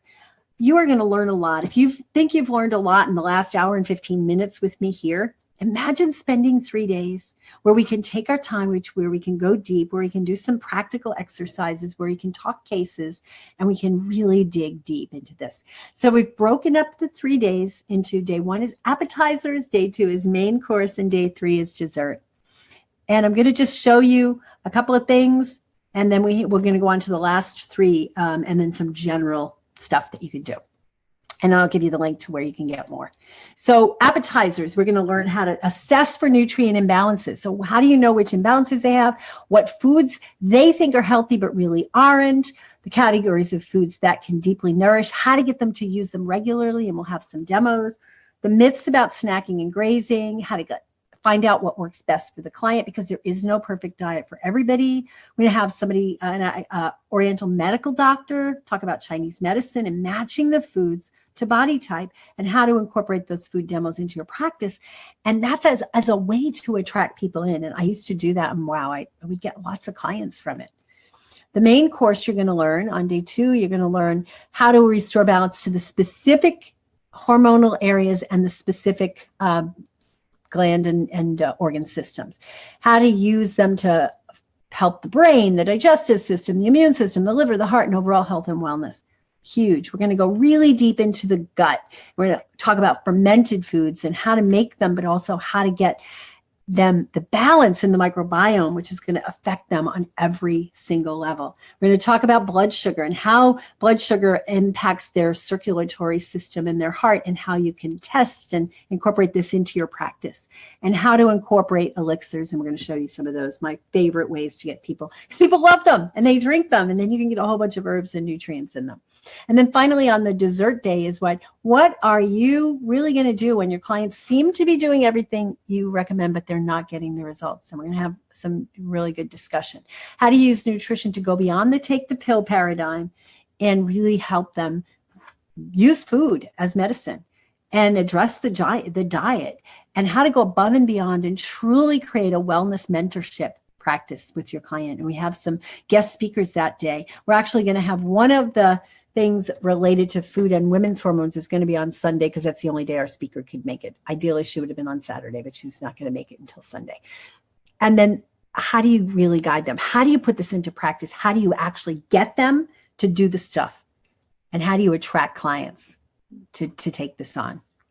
So you're going to get the training and lots and lots of workshops and sample plans and digital access to slides and charts and handouts and done for you protocol sheets. I mean, generally speaking, you're going to get a PDF or you're going to get PDF versions of all this stuff. So you'll see me using this stuff and you get copies of it, but you're going to actually get it so you can actually use it in your practice. And I don't know of anybody else that does an event that does that. That's a picture of me on stage with Mike Mutzel, who spoke at our 2 years ago. We're going to do food making demos, how to incorporate it, practice building tips, and you're going to get these amazing speakers. So those of you who were on my Facebook Live the other night heard Dr. O'Brien. He touched the surface as best he could in an hour. He's going to go way deeper at the event. Dr. Annika Becka with the female hormone balance. Dr. David Weinthal, who's going to talk about Chinese medicine principles. Steph Jackson is going to talk about how to choose the right fermented foods to get your gut balanced. And then Dr. Deanna Minich is going to talk about using the creativity in your practice to help empower your clients. And then finally, the mindset strategies that Tony has developed to really get them doing it, to make shift happen, as she likes to say. So those are our people. You go to shineliveconference.com and we're going to empower you. We've got some extra bonuses. We've got a VIP option, which I highly recommend you take because it's food the whole weekend long, but then some pre and post clinical mastery workshops. And at the event, there'll be 2 events, a breakfast, coaching breakfast, and a dinner, reception with the speakers. So you get to actually hang out with the speakers, which is really cool. And typically the price is $19.97 for the VIP version, which includes all the meals and all the pre and post. And we're discounting it to $597, so it's $1,400 off. And then the typical price on just the conference is $997. We've got it down to $397. I go to conferences all the time. The conferences I go to that don't have food are around $797, $800. The ones I go to that do provide food are usually $2,500 to $3,000, and they get it, and I do it. So that's it. What I want to let you know, because I have a slide on that later, is that if you're one of the first 15 to sign up, you're going to get an extra bonus. Let me see if I can find it. And then if you sign up within the next few days, 72 hours, we are going to give you a coupon. So the coupon will be up on this slide in a moment. It's Shine VIP, and you'll get an extra $100 off if you sign up within the next 72 hours. But I'll get to that in a moment. But if you want to do it now, the first 15 are going to get an extra special bonus of a program I put together to help you with your clients, teach your clients how to balance their brain chemistry, the neurotransmitters, and all that. Whoops. Let me go back to from current slide. Oops. Nope, I don't want to do that. Somehow that got messed up. Let's scroll down, and I guess I can just show you real quick. Yeah, so there's the $100 off coupon. And from current slide, yeah, so the $100 off coupon, Shine VIP 100. That'll take $100 off. So if you go to shineconferenceevent.com, those of you who have been in programs with me before and you had qualified for a bonus ticket, you would have gotten a link. Just go ahead and sign up with that, and you'll get your bonus ticket. And we'll include the bonuses with you if you do that. So bonus-wise, there was another bonus I wanted to tell you about, and then we'll go back to the other 3 foods. Yeah, so the quick action bonuses are last year's Shine event was recorded, and we have videos and we have handouts for that. And we're going to give you the entire video handout package, which is digital, online for a gift, just a gift to be a quick action bonus. Okay. And then we're also going to give you something called my brain program, which is learning about the neurotransmitters and brain function to guide your clients. So that's part of the quick action. So you'll get that over the next few days. And then if you're one of the first 15, we're also going to give you my entire collection of recipe videos. They're 3 hours long each. They have a beautiful guide with them. They're separated into each individual recipe, and this is just some of them. We have the art of gluten-free bread making, dairy-free cheeses, and a whole bunch more. So you'll get all of those, 14 of them in all, and you can learn a lot to be able to share with your clients, like how to make certain foods as they're transitioning off their allergens and things like that. So shineliveconference.com. My team can put up the link if you want to. Just put it up, and then you can just click it. Let me see over here.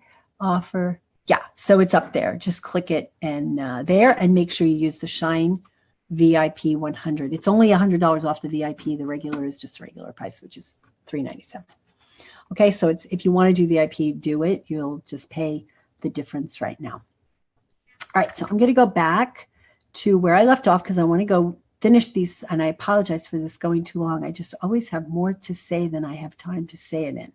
That's why I do events. Quite frankly, that's why I do events, is because I'm not cut off when I do the events.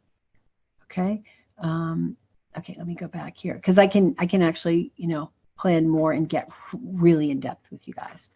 So I've been doing this for 25 years, and I'm passionate about food.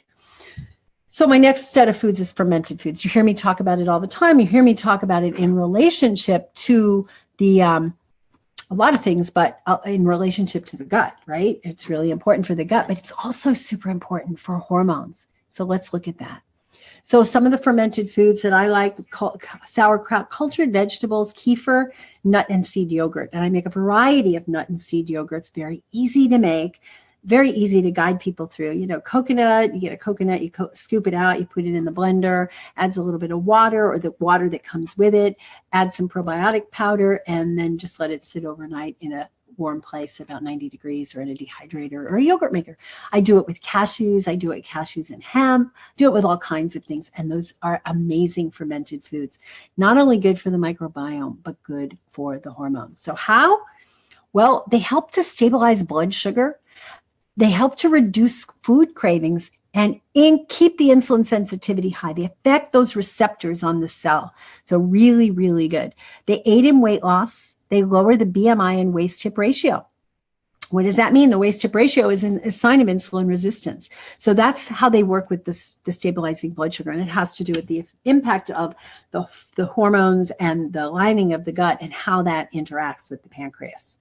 It helps to drop total cholesterol and LDL bad cholesterol. So, and I think that one of the ways that some of the things that lower cholesterol is that they actually promote the conversion of cholesterol into the other steroid hormones. Because what I see when people use natural remedies to get their cholesterol lowered as opposed to a drug, they're actually seeing increases in their steroid hormones like estrogen, progesterone, and testosterone, and a decrease in their cholesterol. Lowers the fasting glucose and the hemoglobin A1C, but balances the digestion. And the digestion influences the estrogen metabolites. So estrogen, estrone, estradiol, estriol, they get broken down and have to be eliminated when they're used. And there's some metabolites, you might see the 2-hydroxy, the 4-hydroxy, the 16-hydroxy metabolites. And some of them are good and some of them are not so good. They're not intended to have long lives in the body. They're intended to just be excreted. So there's the one that's the most damaging, that has the most effect on proliferation of tissue that's hormone sensitive, is the 4-hydroxy. And the 4-hydroxy should be 10% or less of the total. The 2-hydroxy is the most protective, and it should be like 80% or 70% or more. And then the 16, if it's too high, can be damaging, but it also can be very helpful for bone health. So we don't want a tiny amount of the 16, we want kind of an in between. The digestion and the digestive organisms, the state of the microbiome, impact that conversion and that elimination, right? The elimination of the 4-hydroxy is improved. The things that enhance liver detox, methylation in the liver, are going to enhance that estrogen metabolism as well. So just an aside. Leafy greens and sprouts. What else is there with leafy greens and sprouts? So let's take a look. Well, how do they influence hormones? First of all, leafy greens and sprouts are loaded with magnesium and other minerals. So magnesium is super important in the production of the sex hormones, progesterone, testosterone, and estrogen. Helps reduce hot flashes, magnesium does, by 50%. And a 250 milligram a day supplement has been shown to ease PMS by 34% over a 3-month period. And there's a link.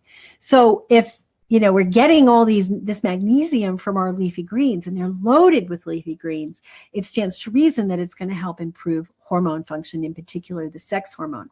But it's more than just the sex hormones. Magnesium is important for adrenal function, for thyroid function, and for insulin function, right? So it's going to improve the hormones by affecting those as well. So we can't keep thinking about just estrogen, testosterone, and progesterone.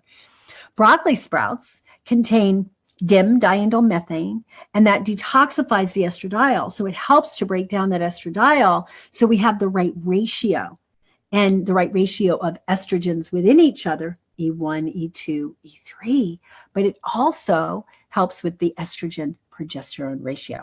And they contain the highest amount of sulforaphane of any sprout and any other of the cruciferous vegetables. And that helps to prevent breast cancer because of the effects on the hormones. The broccoli sprouts have been found to be helpful in so many cancers. And sprouts in and of themselves are really good sources of free-form amino acids. So overall, you're seeing so much benefit to the sprouts. There we are. We have sprouts, and these actually would make broccoli. So these are the broccoli sprouts. This is what they look like. And for somebody who can't get access to the sprouts pre-done and they don't want to sprout, you can actually take the broccoli seeds and have them grind them up and put them into their foods and get similar results. So it's really kind of cool that way. I know that Dr. Lodi does that at his cancer with his cancer patients and has really great results in improving the liver function. So here's some others. I mean, how else do you use the sprouts and the greens? Well, there's salads, right? There's lots of really great ways to do it. You can steam them, you can saute them, you can blend them into smoothies, you can make them into juices. There's so many ways to help people add these greens. And you can sneak them into things like crackers and cookies and desserts. I make a brownie, a kale brownie, that people just die over. They absolutely love it. So be creative in helping people to incorporate, especially if they're one of those bitter tasters who don't like the greens.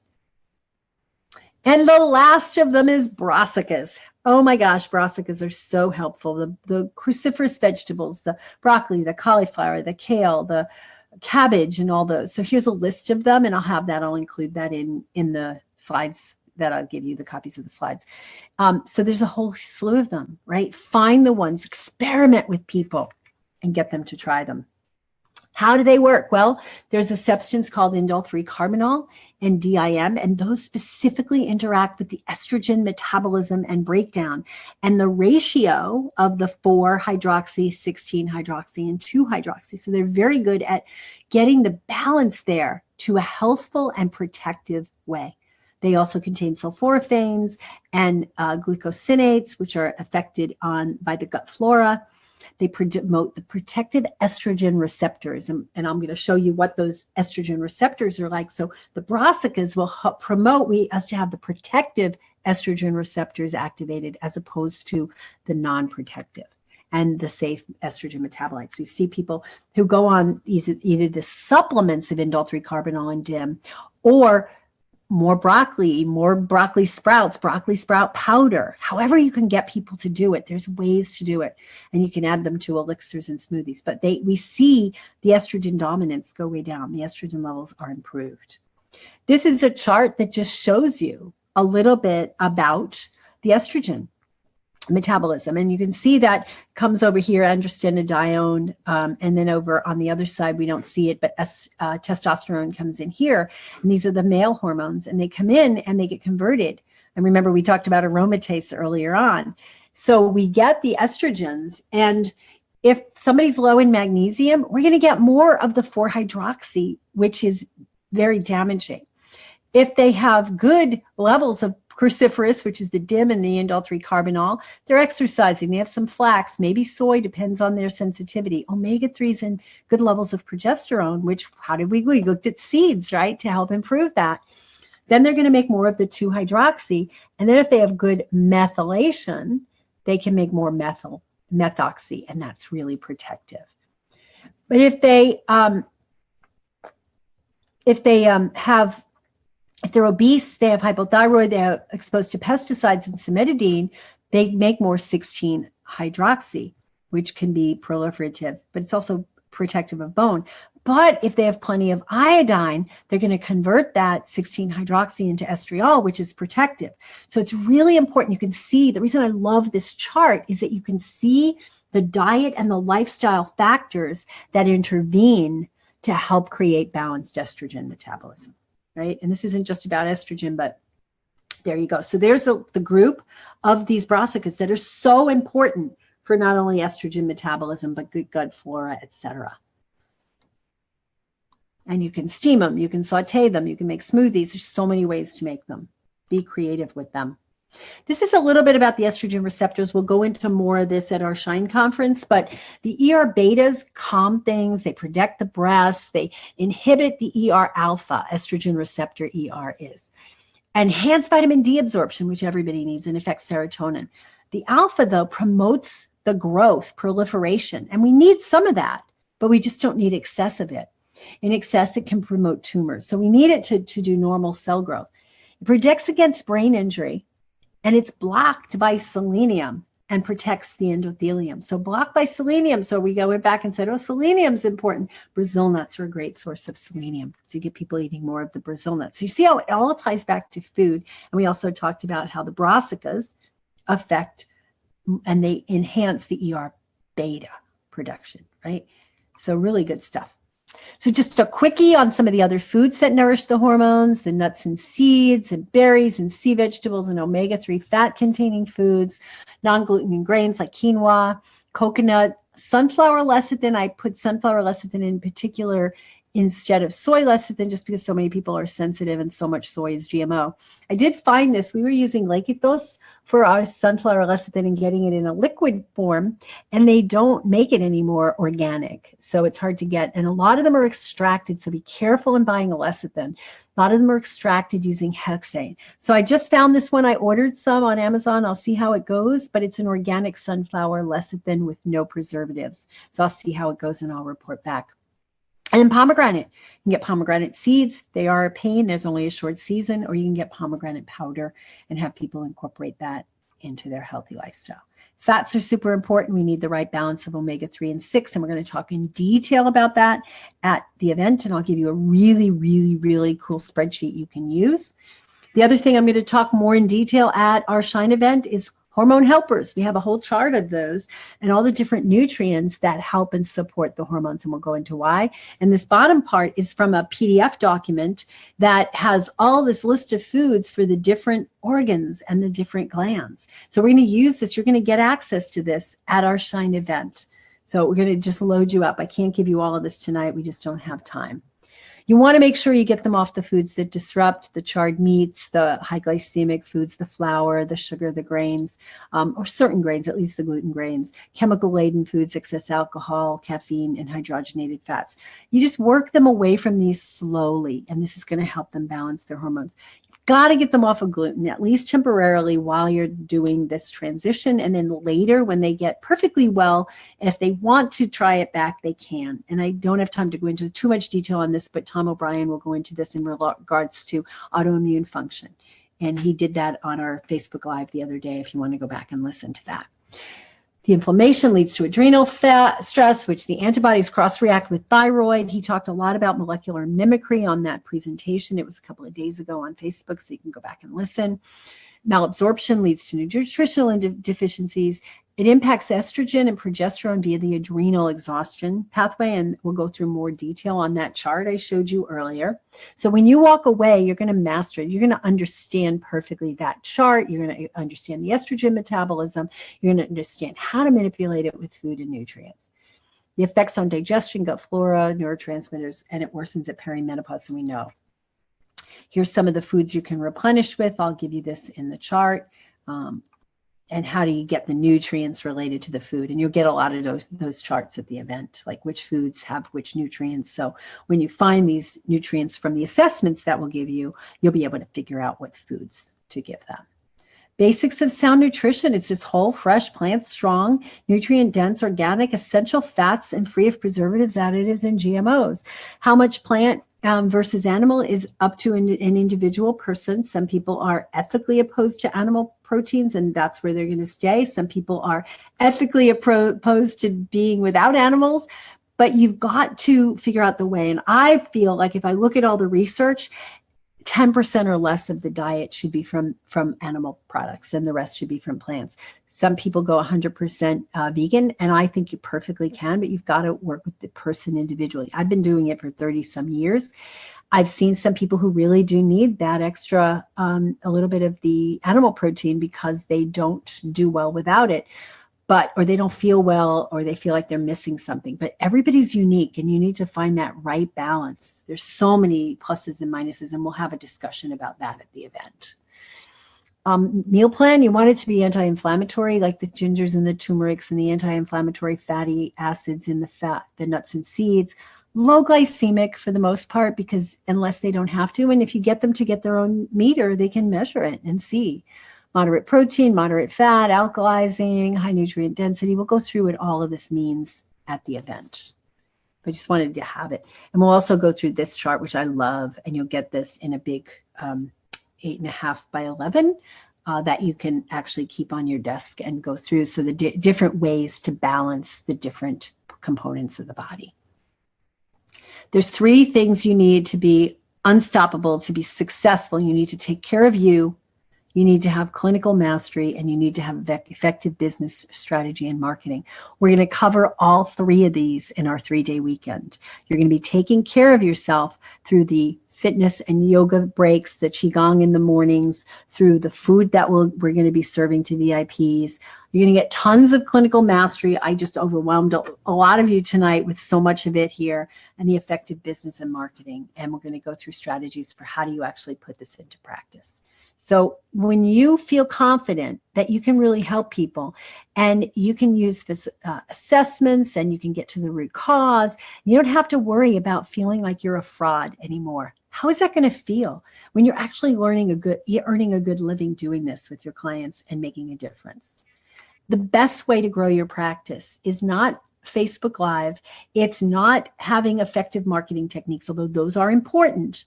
It's really getting the results. And when you can unlock those difficult cases by using this food as medicine approach and get to the heart of things that people haven't been able to up until now, that's when people are going to refer, and that's when you're going to grow your practice. And that's why we created the Shine event. This is our 5th one.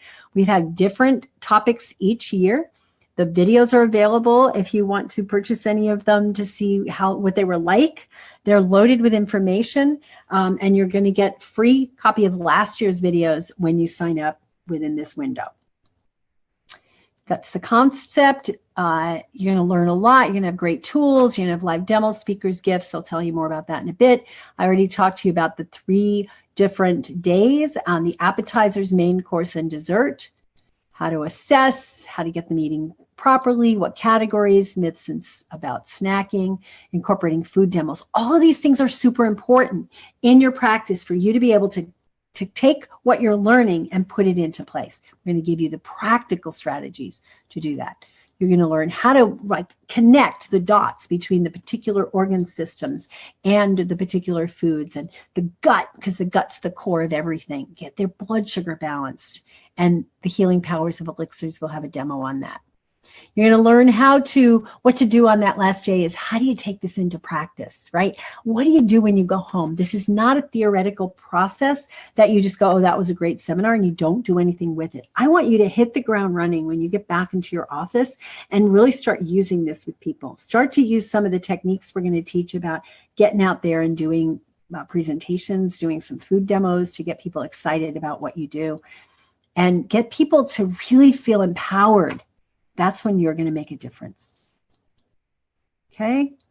And if you're passionate, if you feel intimidated, you want to grow your practice, you feel inspired when you're around like-minded people, please come and join us. It's for all sorts of practitioners, dietitians, nutritionists, health coaches, doctors, nurses, and anybody who really wants to help others that may not want to do it as a career, but may be very passionate about helping their loved ones to stay away. And you need to be somewhat educated before you come if that's the case.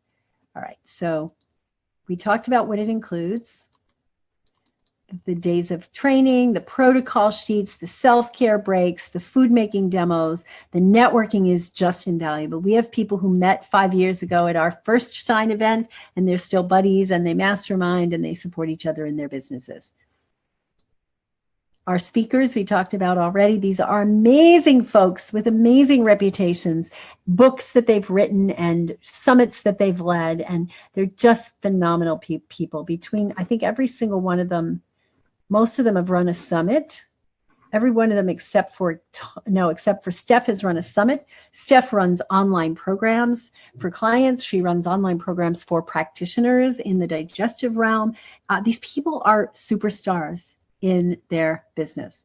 So the VIP includes the lunches, the breakfast coaching on Sunday, the Saturday reception with the speakers, the preparation workshop in advance, and then 2 post-conference strategic workshops, a really cool goodie bag, and it's all yours at the rate of $597 today for the VIP, or $397 for the regular, and then just use the coupon and you'll get it down to $497. So I don't want to spend too much time on pushing this towards you, but if it's right for you, you're going to feel it. Really, the people that have been there have been amazing. Just go to shineconferenceevent.com and see what some of the people that have been there, medical doctors, acupuncturists, physician's assistants, and health coaches, all have said about how this event has changed their life.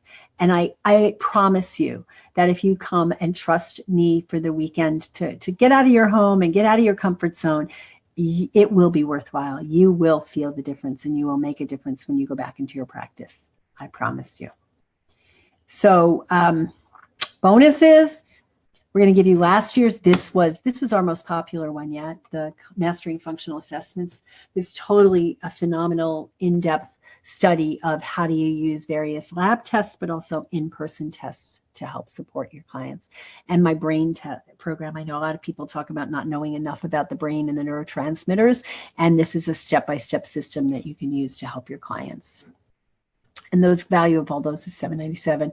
Go to Shine Live Conference, and I'm going to give the first 15 to register this complete gluten-free the library. It's 14 different ones of phenomenal food, and you can learn yourself, and you can watch how we do it, and then you can teach your clients. You can create your own series of course classes. Let me tell you this. I think that it's the best way to get people in the door, because when they start tasting the food, Then you start to talk about the health benefits and how it can help them. Then they're ears. They're all ears.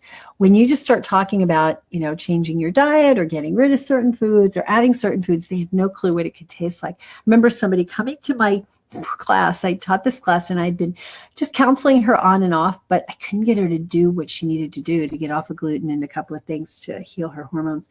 And she came to my pizza making class, which you'll see in here. There's an Italian one that will teach you how to make pizza. She came to my pizza making class and she came up to me. She goes, I can do this now. I can do this. She immediately, when she did a raw cleanse for 30 days, just eating great raw food. It wasn't like a deprivation cleanse. It was just eating nothing but raw food for 30 days. And she lost 20 pounds. And she converted her kids. Her kids got over their ADD and all kinds of stuff because she came to the class and she said, you know what, I could do this. And then she brought her kids to a class that I did for kids and parents. And the kids were like, okay, Mom, we're ready. We want to do this now. Now we see why you were doing what you've been doing the last few months. And now her whole family is on the bandwagon. And she's gone on and did like a little educator course through Colin Powell. And she teaches people this stuff because she was so empowered. And I worked with her for months before this. And she wasn't ready to make the plunge until she came and she tasted what it could be and that it wasn't deprivation. So it's a great way to get people in your fold, and we'll teach you how to do it at the event. Okay, so Shine Live Conference, Shine Conference, oh, that's the wrong one, but it's the same one, shineconferencelive.com, shineliveconference.com. And I've got the special reward, like I told you. I've got two different things. One is all the hormones of the gut, so you can look at that chart. It's a really cool chart that I put together. And that's at digestivemastery.com/go/gut hormones. And team, if you could put that into the chat so people can see it and click on it, that would be great. And then the vibrant gene charts. Right now, these slides are not there. But if you go there and it's not there, then know that I'll be sending you an email with the link to these. We still have to get these out and downloaded and put on our website. But you'll get a link to the important charts in here. I'm not going to give you all 118 slides because you don't need them all. Some of them are just pictures, but I want to give you the ones that make sense clinically, that have references on them, that have lists, that have hormones and foods. So that gene charts that you're going to get will include, it's about 15, 20 pages of different related SNPs related to foods, SNPs related to using foods, SNPs being single nucleotide polymorphisms. If you don't know what all that is, go to my Facebook page, and I did a talk on it last week, but I'm giving you the slides, the main slides from that presentation, because they're great to have for reference. And, how do you know if somebody should be eating animal fats or not? How do you know if they can handle fats? Some of the genes will tell you that. I want you to change lives. I want you to just be who you are. Don't be afraid to be who you are in your practice with people. Be vulnerable and really connect with them, and you're going to change their lives. You only have to be 3 steps ahead of them. Only have to be a few steps ahead of them. And if you're doing your own thing and you've been changing your own life, you're a few steps ahead of them. Now come to Shine and we'll skyrocket that. We'll take you way ahead of that. And you'll have the ability to really help people on a deep level and empower them. More and more people are educated these days. So if you're, from IIN and you've gotten trained there and they've given you some basics, a lot of the people you're going to work with already know that stuff because they've been attending summits, they've been reading a lot of journals, they've been on the webs. You want to be ahead of them and you want to be able to explain to them why. When you can explain to them why what you're telling them works, they're all ears and they do it. I remember doing that with somebody, and she told me afterwards she was having trouble with, she knew she shouldn't eat Cheetos, right? And she knew she shouldn't drink certain things, but she'd go out with her friends and it was just this social thing and she'd do it. And then she worked with me in a 6-month training program where it was training and coaching. And she said to me at the end, after she'd lost like 60 pounds and was looking phenomenal, she said, you know what? You ruined Cheetos for me. And I laughed and I said, what do you mean? She goes, it was really hard for me to let go of them. I knew they were bad for me, but I didn't know why, and it just didn't pay attention. But when you started explaining those fatty acids and the inflammation and the way it affects my hormones, she says, every time I look at a Cheeto, that's what I see, and I don't want them anymore. So I'm like, yes, accomplished. That's what we want. That's what we want. So here's just some last minute things. If you're on the fence and not sure why, you're going to learn a ton about how and why to use functional medicine, root cause, not just symptom management and BandAids. You're going to have these great speakers who I've already told you about They practice what they preach, and they've been in practice for a while. You're going to help find your tribe, connect and network with other professionals on the same journey. And our tribe, let me just tell you, is amazing. The people that come to this conference and that join our programs are just totally amazing, giving, phenomenal human beings. You're going to get a lot of practice building tools, done for you stuff, handouts and various checklists that you could make them yourself, but it will take you a long time. I spent 15 years of my practice creating content, and you're going to get some of that here. You'll get all of it when you join my nutritional endocrinology practitioner training, but you'll get a good ton of it here. You're going to get some live demos and actually see how it's done, and I'm going to teach you how to do this with your clients. You're going to get self-care breaks, so we're going to be dancing, moving, doing yoga, doing a little massage on each other's shoulders. We're going to have qigong in the mornings, and you're going to eat phenomenal food, assuming you upgrade to VIP. So there's no reason not to do VIP. There's some gifts and prizes. We have very generous sponsors who donate. We've had times when we've had Vitamixes, we've had juicers, we've had sprouters, we had dehydrators, and a lot of little things. So we have prizes at every break. So most people walk away with at least one prize, if not more. At our practitioner events, we also have raffle prizes of labs. So the labs generously donate the lab testing that you can get. So one person last year won a Vitamix and didn't need it. So she actually gave it to the person she'd made friends with there. They just met, but she was like, I don't need this here. You can have it. I mean, the generosity and this community is it's just beyond words. So that's why you need to be here. When you consistently and confidently handle the tough cases no one else can solve, you become that go-to practitioner, and people line up to get your help. People laughed at me when they said, oh, you're being overly salesy. They call you a miracle worker. I have people who get on the calls, and I had somebody every day while I was coaching her, hello, miracle worker. How you doing, miracle worker? I have had people get on and say, you are a miracle worker. In my family, they call you the miracle worker. We're not miracle workers. We're just enabling the miracle of their inner healer. And you can do it just as well as I. Just let me teach you what I know. It's taken me 25 years of my own practice, 5 years before that of being in education and training, and then a few years before that of learning on myself and being my own guinea pig. I want to teach you this and make it a shortcut, because you know why? Because I don't want anybody else's mom and dad and sister dying when they don't need to. I want every practitioner out there to be telling people this stuff. And we have a few medical doctors that are going to speak, Skype in, I think. I'm not sure if they're going to be there in person, but to tell us what this has done in their practice. It's phenomenal. You deserve to be at the cutting edge of this. And if you're struggling with your practice, come and join us. When you teach your clients that nothing tastes as good as healthy feels, and you tell them that they don't want to exchange what they want in the moment for what they want the most, which is what they do, right? Oh, I want chocolate cake, so I'm going to give up my energy tomorrow because I want chocolate cake now, even though I know it's going to screw me up. You have the power to empower these people to make the right choices. And if you have the tools and the education, you become unstoppable and you have endless possibility. So I hope you decide to join us at Shine. It's going to be at the beginning of November 3rd through 5th, 2017. And it's in Austin, just east of Austin, Texas. I'll get to welcome you to my hometown. I get to give you a hug. I get to be with you in person. I'm so excited about it. I love this conference. Like I said, it's our 5th one. And every time I get more and more excited about the people that I've met there, the friends I've made, the people who have come and joined our tribe who are now working for me in my practice, because my practice is way too busy for just me to handle. And I've got people who I met at Shine 5 years ago that are doing that with me. So I encourage you to step out of your comfort zone. If you don't like to leave the house, come out and meet these amazing people. For those of you who are in CMDS, Clinical Mastery of the Digestive System, or IRSPT, Insulin Resistance Practitioner Program, or NEPT, Nutritional Endocrinology Practitioner Program, and even if you're in ERC and you're listening to this, I haven't sent you if you're in ERC, but contact me and I'll send you the bonus ticket link. You guys get a bonus ticket because you've invested in yourselves through another program of mine, and I'm happy to welcome you on my dime.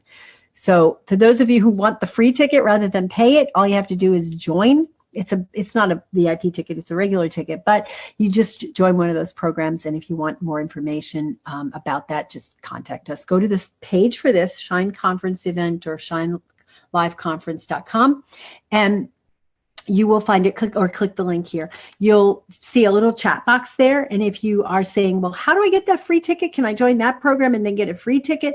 Go for it, type it there, and our help desk team will help you to do that.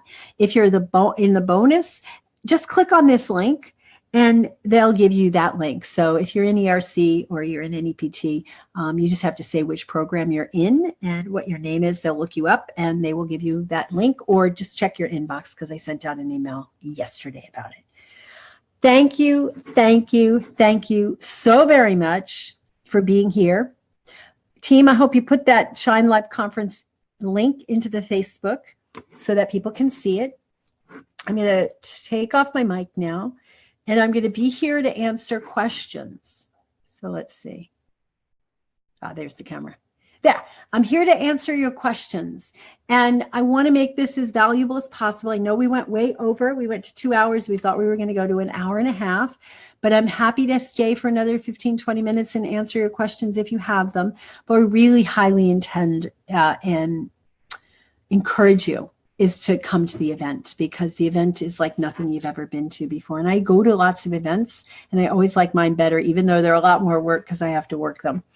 So let's just see. My team created a folder for me so that I can look at with, let me find it, with the questions. And now I'm having trouble finding it. So let me go back to my Skype. Q&A doc, here we go.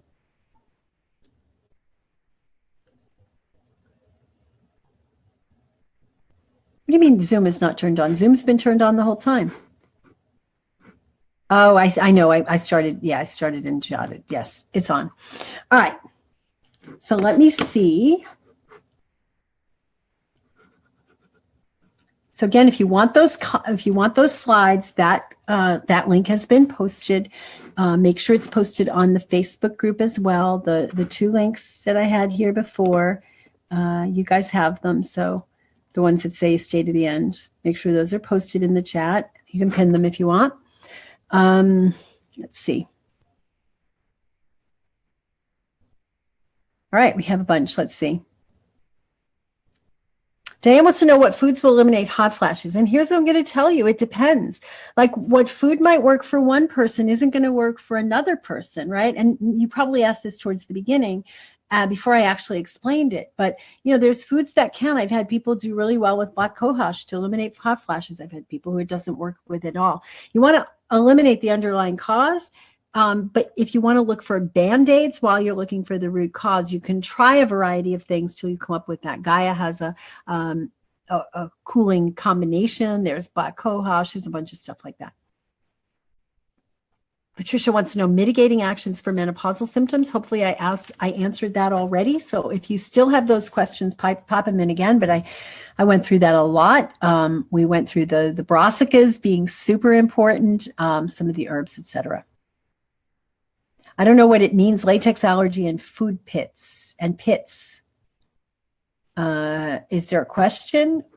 Oh boy, there's just a bunch of comments in here. These are not questions and I have no idea. Oh, this is what you guys wanted to learn about. Okay, now I get it. So yeah, so Diana, so I would love you to type into the chat. If you're still, if you've learned what you wanted to learn, great. I'm going to touch on bioidentical hormones because Evita wanted to know about bioidentical hormones. And, you know, we said that we want to balance everything else. Now, bioidentical hormones are perfectly fine. People say, are they dangerous? Should I not have them? I'm miserable. They are great Band-Aids and they are great life preservers. And some people need to, they just need to have them to get through to the point where they can even focus enough to make the foods, right? But we want to always look at the underlying causes. It's not your age if you have imbalances. When people lose their ovaries because of surgery, you need bioidentical hormones, right? If somebody has damage through radiation or some other things, had a big cyst that had to be removed and the ovary might not be working properly, you need it. As long as the hormones are bioidentical in physiologic dose. This is a critical piece. Highly recommend that you look at the Target method by Dr. Rosensweet if you want more information on that, because he handles it beautifully. But the point is physiologic dose. Get it? Physiological dose, not big doses, not enough to make a menopausal woman have the hormones of a 37-year-old. That's not physiologic, and that's going to shut down the ovaries even more. Physiological to make up the difference, and then you figure out why. Bioidentical hormones, again, a lot of people want to know about bioidentical hormones, hormones related to appetite. Download that chart, and we have a whole topic on that in our nutritional endocrinology or our CMDS class, hormones related to appetite, ghrelin and adipoleptin and leptin. Edie says, I'm a registered dietitian. I want to know what foods support estrogen beyond flax. So hopefully you saw that today. You had that whole seed rotation of the brassicas you learned about, the sprouts, a lot of the foods that we talked about today. So great. I'm glad that you asked that. Great. So Angela wanted to know more about that. So we hit on that really, really well. So any questions that you still have, you can add, but I'm just going to go through and see what you guys wanted to learn. Minimizing estrogen dominance, we talked about that. Fibroids are tough to reverse. It usually is estrogen dominance, low progesterone. Some people have good results with Vitex, but try that seed rotation diet as well. Hypopituitary, what foods to cover adrenal, thyroid, and foods to avoid in a person with too much estrogen. Again, I talked a lot about that tonight. We are going to go in way more detail on that in the event. There's no way I could cover all of that in a short event like this, but the basics, like I talked about, those 7 foods, they have effect on adrenal and thyroid as well. So you can start with that. Oh, great. So we have a reflexologist. We have nurses, social gerontologists. I love your concept about food as medicine. Want to hear more? Great. I'm glad you're here. Glad you came. Foods to avoid in a person with too much estrogen. We told you about those. I had that thing about the charbroiled and foods that enhance. You might have to be careful with soy, although there's mixed feelings about that. Foods that disrupt hormones. Great. These are great comments, and these are all the things. I was confused because I'm looking at it as comments. So these are foods related to hormones related to appetite, and those would be leptin and ghrelin, the main ones, but there's adiponectin and some others. Estrogen and UTI, epithelial lining foods, how to regulate vasopressure when urinating too much. That was not a topic here, and I don't know that that's a topic that we go through in our kidney and bladder in nutritional endocrinology. How can I find a functional endocrinologist? So we have within our program, we have functional nutrition practitioners, and they can help you a lot. But if you're looking for an endocrinologist that has prescription rights, that can actually write you prescriptions for bioidentical, I would say go to the IFM site and look at their list of people, and some of them are endocrinologists. Can PCOS be helped with nutrition alone? I've seen it helped with nutrition alone, nutrition and herbs and foods. Yes, people want to put people on metformin, and I don't think it's absolutely necessary. I've seen it reverse. Raj wants to know good ways of eating cruciferous. You mentioned it. Cooking, fermenting, combining with seaweed. I love combining with seaweed because you get the benefits of both ends. So those are all great ways. I like steaming broccoli, cauliflower, and what's the other one I do? A cabbage with some zucchini, which is not cruciferous, but it gives it a nice flavor. And then I take all that and put it in the blender with the water, and then it makes a nice, smooth, creamy. And I put some coconut butter or fresh coconut or coconut milk. And I put in some Thai seasoning. I love the little jars of Thai kitchen curry paste. Blend it up, a little pinch of salt, sea salt, and then I will pour that over a bowl of arugula. So I'm getting cruciferous. I'm not cooking the arugula because arugula doesn't do well cooked. I'm just warming it up and softening it. Oh my God, that is like a hormone wonder. It's an amazing food, amazing food. Wow, Melody, congratulations. I changed to food and lost 84 pounds, size 18 to 4. Woo! This is the power of food, isn't it? And I see Beatrice. Thank you, Beatrice, for being here. Beatrice lost 110 pounds by doing our protocols and reversed her Hashimoto's. So good job. Janine, I studied black cumin oil, which may be on bottles, black cumin seed oil, and make sure to mix a teaspoon with warm liquid or honey. As with any oil, it can upset the gut. The seeds you can blend into a tablespoon in a smoothie. Yeah, so that's a great idea. But also with the oil, I think you might be able to also make it into like a salad dressing where you'd mix it with like some tahini. You can mix it with some other things and put it as a salad dressing with like lemon juice or vinegar. So there's a lot of ways. Michael wanted to know how to determine which mushroom, but we said, the shiitakes are the best. So start with the shiitakes if they can afford it. If not, go for the button mushrooms. What is the best choice of mushroom-wise for those who don't like mushrooms? Well, you can get a powder, and you can hide it in an elixir or a smoothie, and you won't taste it. So those are good. And shiitakes come as dried, and you can grind them up. Yeah, so the shiitakes, I think, are the tastiest, quite frankly. Mary, where can I get access to hear this again? Just come back. It will be posted on Facebook right after. How to seed cycle if in perimenopause and not cycling regularly? I do it like a male. Great question, right? Like we had the male, just do it with the moon cycle. Are you asking about the seeds, Jeanette? It was recommended daily dose, take 1 teaspoon daily. In terms of the, I don't know if you're asking about black seed or if you're asking about the seeds. Do you have a recommended probiotic for fermenting foods? It depends on the person, of course. If they have a SIBO condition and they don't tolerate many of the probiotics, I would go with Bifidus. But I personally use the Health Force Nutritionals Friendly Force. And I like powder because you can get more bang to the buck. I also like custom probiotics. They have some formulas there too. They're expensive, but they're very, very potent. To cover my question, meaning foods, and after hearing all 7 foods, I'm confident, yes, there's plenty. Yeah, completely back to the moon phase. Would the last eclipse cause cycle change? That's a good question. And I'm not really like up on an expert in the energy fields and the astrology and stuff, but I think an eclipse can probably cause cycle change. Any like real stress can, and that was an energetic stress in the environment. 2.5 weeks late. That's interesting. I bet. Yeah, I bet. Michael, are you providing this PowerPoint deck? If you go to that link we gave you, we will give you the key charts in here. I'm not going to give you the whole deck, but I'll give you, because it's 118 pages and a lot of it's just pictures, but I'll give you the stuff that has significant charts and information and links.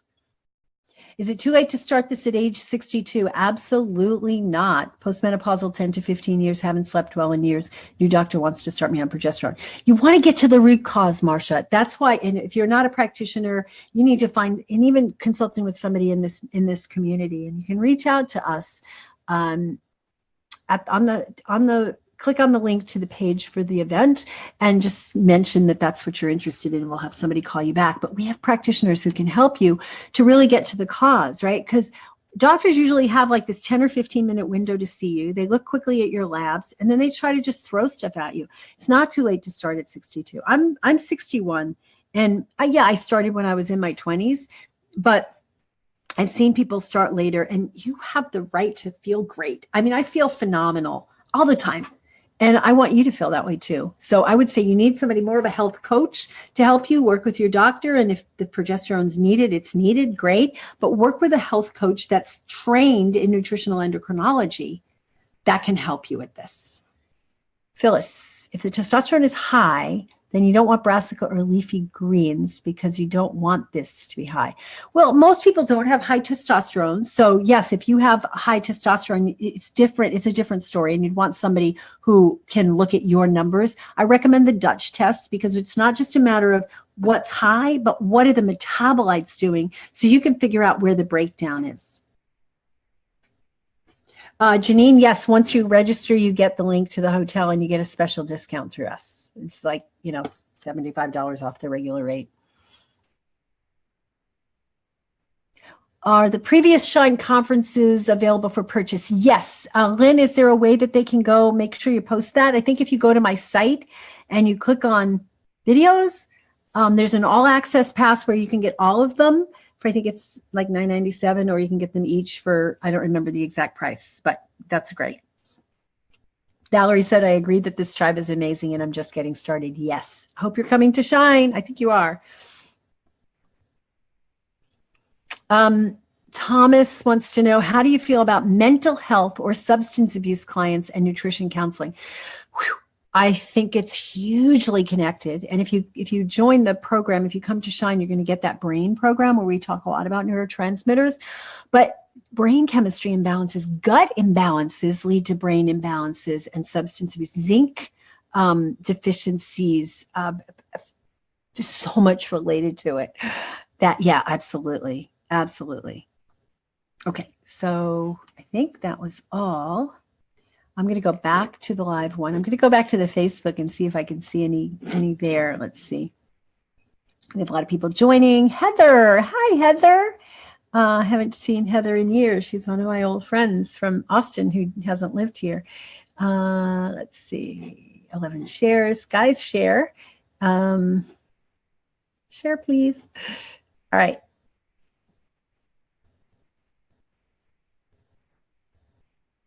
Huh. Why does this have the wrong thing? I'm looking at the wrong one. Why does this have the wrong? That's interesting. I might be looking at the wrong one. All right. Interesting. It doesn't look like that it says what the right name of the conference, even though I put the right name of the conference in. So that's kind of interesting. All right. So I'm not able to see comments on the Facebook. Sometimes I can and sometimes I can't. I just haven't figured it out. It's just a mystery to me. So what I'm going to do is, if there are any more questions on the Facebook, if you want to let me know who to say hi to and who's making comments on the Facebook, I'd love to see those too in that document, so I can say hi to people. It doesn't have to be just the questions. Let's see. Let me see if there's any more questions. Yeah, so those two, you'll get the gut hormone symphony chart, and that'll talk about all the gut hormones. And then the gene charts, we're just going to slap on the slides from this one. So go to drritamarie.com/vibrant/gene-charts, and that will get you access to slides. Not the whole set, because you don't need the whole set, but it'll get you access to the ones that have information, like those 7. The ones about the different 7 foods, and the ones with the links to the studies and all that. So there's probably about 30 different slides in there, that maybe a little bit more. All right, let me go back and look at where we're at here. See if there's anything more in here.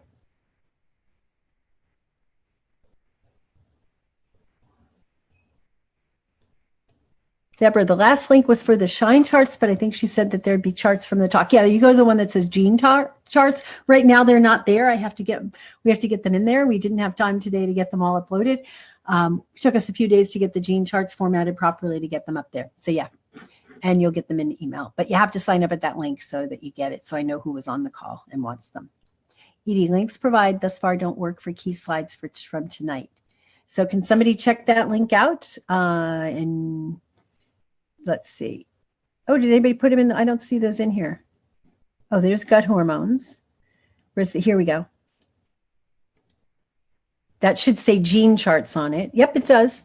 So it'll say gene chart bonus for nutrigenomics. We'll edit that so that it has both on it. But if you go there now, you'll get the email follow-up that has it. So go there now, and when we get the email updated, we'll get those out to you probably by tomorrow. Okay? And then the gut hormone ones, that should work too. Yeah. There you go. Oh, I also have the video, so that's an extra bonus. I forgot I had put the video on there. So if you do the gut hormone one, you'll also get a video that explains the gut hormones. So that's really good. My friend is taking Titulia. I'm not sure what that is, and trying to get off. I don't know, Michael. Okay.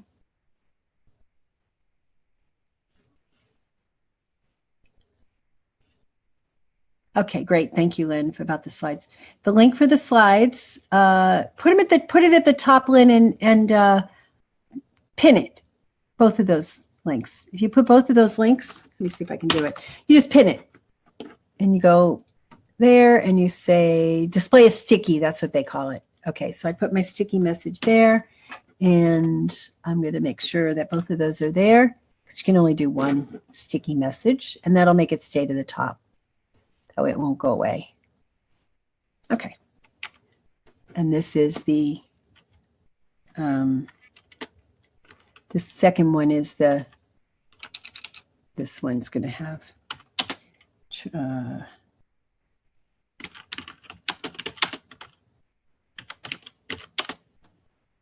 okay, let's see if that works. Display a sticky message, and it should be there. You guys see it? So the first one, it says slides for tonight. That's the ones. And then the other one is the gut hormone one. And that's also got a video. So I just realized there's a video with that. There's no shortage of information. And here's what I want. I don't want you guys to stress yourself out. Like, I have to learn all this. I have to learn all this. How am I going to learn all this? If you want to learn all this, you do it like one step at a time. Like they say, how do you eat an elephant? Which I think is a horrible analogy, but one step at a time. Lynn's been in this program. She started out, came from IIN. She'd been self-studying for a long time. She joined our program 3 years ago. And you see how much she knows. It's because she just is consistently going to these webinars, taking notes, and coming to all of our calls and asking questions. And now she's answering the questions. Now she works and coaches people. And that's what I'm also looking for. So when you come and meet me at Shine and we get to know each other and I see the value there and you come and become a part of our community, then you have the opportunity, if that's something you choose, to supplant your own income from your own practice with getting income from working with us and getting experience with working with us. So I typed the link to the chart, so I'm going to undo Mary's question. Is there a connection between digestion and headaches? There can be, very much so. Toxic headaches, absolutely. So really looking at the digestion and healing leaky gut and dysbiosis can have a huge impact on headaches, absolutely. Hormonal imbalance, you know, we get people who have their hormonal headaches right at that time of the month, whether it's at ovulation or right before their period. Lynn said this program has been a huge confidence builder. I have seen Lynn go from being, you know, timid and not sure she knew as much as she should to like, oh my God, I learn from her every day. So yes. Yes, Janine, use the link in the email that you got. That's your discount link. Okay, let's see. Okay, see a couple of others. The link for the Shine. So we put those in there. So I'm going to undo that. Edie, I put those in there. Anybody else still having trouble with links? Just let everybody else know. And yeah, so Deborah, just to clarify, I said a couple of times that right now the only thing there are the genetics. The second one that has the genetics, that's where you're going to get an email from it. And we'll be changing that tomorrow to have the right link to it. You know, the both of them on their page. So there's a lot here. I talked a lot. All right, I talked a lot. I gave you a lot of information. Lynn always tells me I give too much, and I don't know how to not give too much. I try to cut it down. I try to go, I'm just doing the basics. And I don't want to waste your time, but I also don't want to overwhelm you. There's a lot more to learn. It took me years of repetition. I worked on myself for 3 or 4 years. Then I went to school and did chiropractic school with an emphasis on nutrition. I did a nutrition master's. I did my acupuncture training. I just kept learning and I kept applying it to my practice, and I created this system that works. A system for leaving no stone unturned. A system for helping you where other practitioners are not getting help. A system that I teach to medical doctors who have been in practice for 15 to 20 years who say, oh my God, I wish I learned this in medical school. It's a system I teach to people who are coaches, health coaches, to nutritionists, to dietitians. I was always the person that my classmates would say, can I have your charts? When I was studying in school, and they'd call me up after I graduated. And I'm like, were they sleeping through school, or do I just have some kind of special knack for this? And I thought, well, maybe I do have a special knack for this. Everybody's asking me, I need to train them because I can't keep it locked inside of here. I want my knowledge and the skill set and the systematic approach to live way beyond me. Way beyond me. That's why we founded the Institute of Nutritional Endocrinology. And we're training other practitioners to work with clients who want that. And I want this to be my legacy. And I want you to be part of it if that's what you're inclined to do. And the way you start is to come to Shine. And we meet and you become a part of the community and you get engulfed in the energy of these amazing people. And I really, really look forward to that. So I'm going to look to see if there's any more. The videos from past Shine events, I think Lynn said you go to my website or you come to this event and you can do it. At the event, we always offer like a bundled special price for the previous year's stuff. Nothing like being there though. The videos are great and you're going to get great information, great charts. You're going to have this really great system for getting started, but there's nothing like being there because the environment is contagious. The people are amazing and the information is great. All right. So, yes, thank you, Valerie. I see this chart. I'm looking to see if there's any other questions that I didn't answer. Okay. Yeah, these are all I answered. Great. All right. So super. Was this helpful, guys? Did you get what you came for and probably a whole lot more?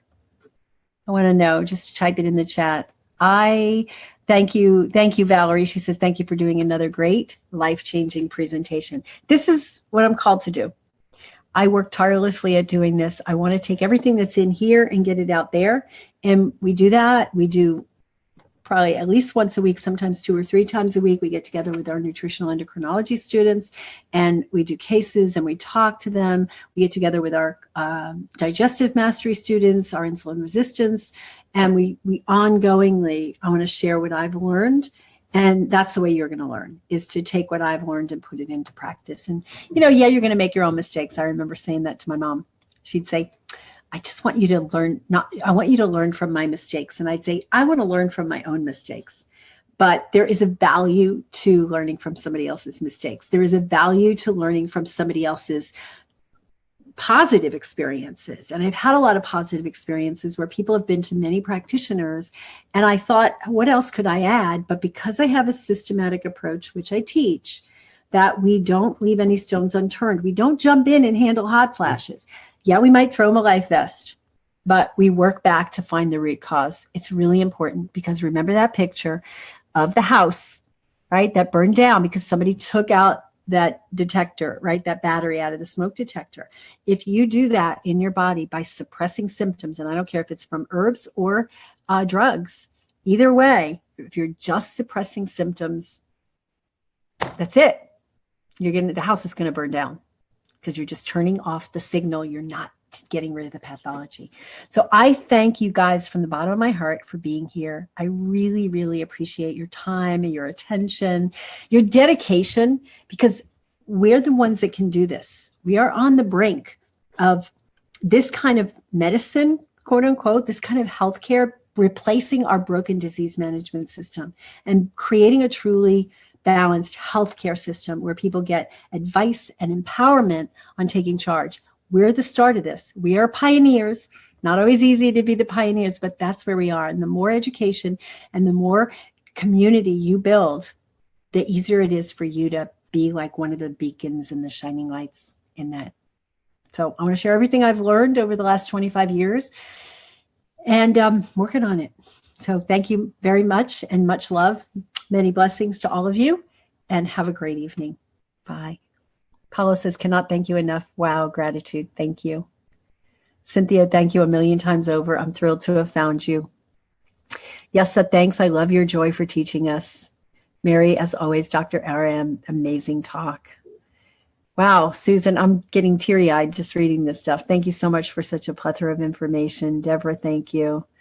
And I look forward to meeting you all in person because when I have, it's like, I can't wait. Paulo, I want to meet you. I've read your stuff so many times and all of you. I just want to meet you and be together and see. Like, let's do it at Shine. We've already got the form set up. We've priced it such that it's really reasonable for what you get. We're only charging you for the food what we have to pay for the food because it's expensive to get foods at hotels, but they're doing it organic. They're doing fermented foods. They're doing the seeds. They're doing the nuts. They're doing all the veggies, like tons of veggies and sautés and coconut stir fries and lentils and all kinds of really amazing foods. So Thank you, thank you, thank you. Bye now.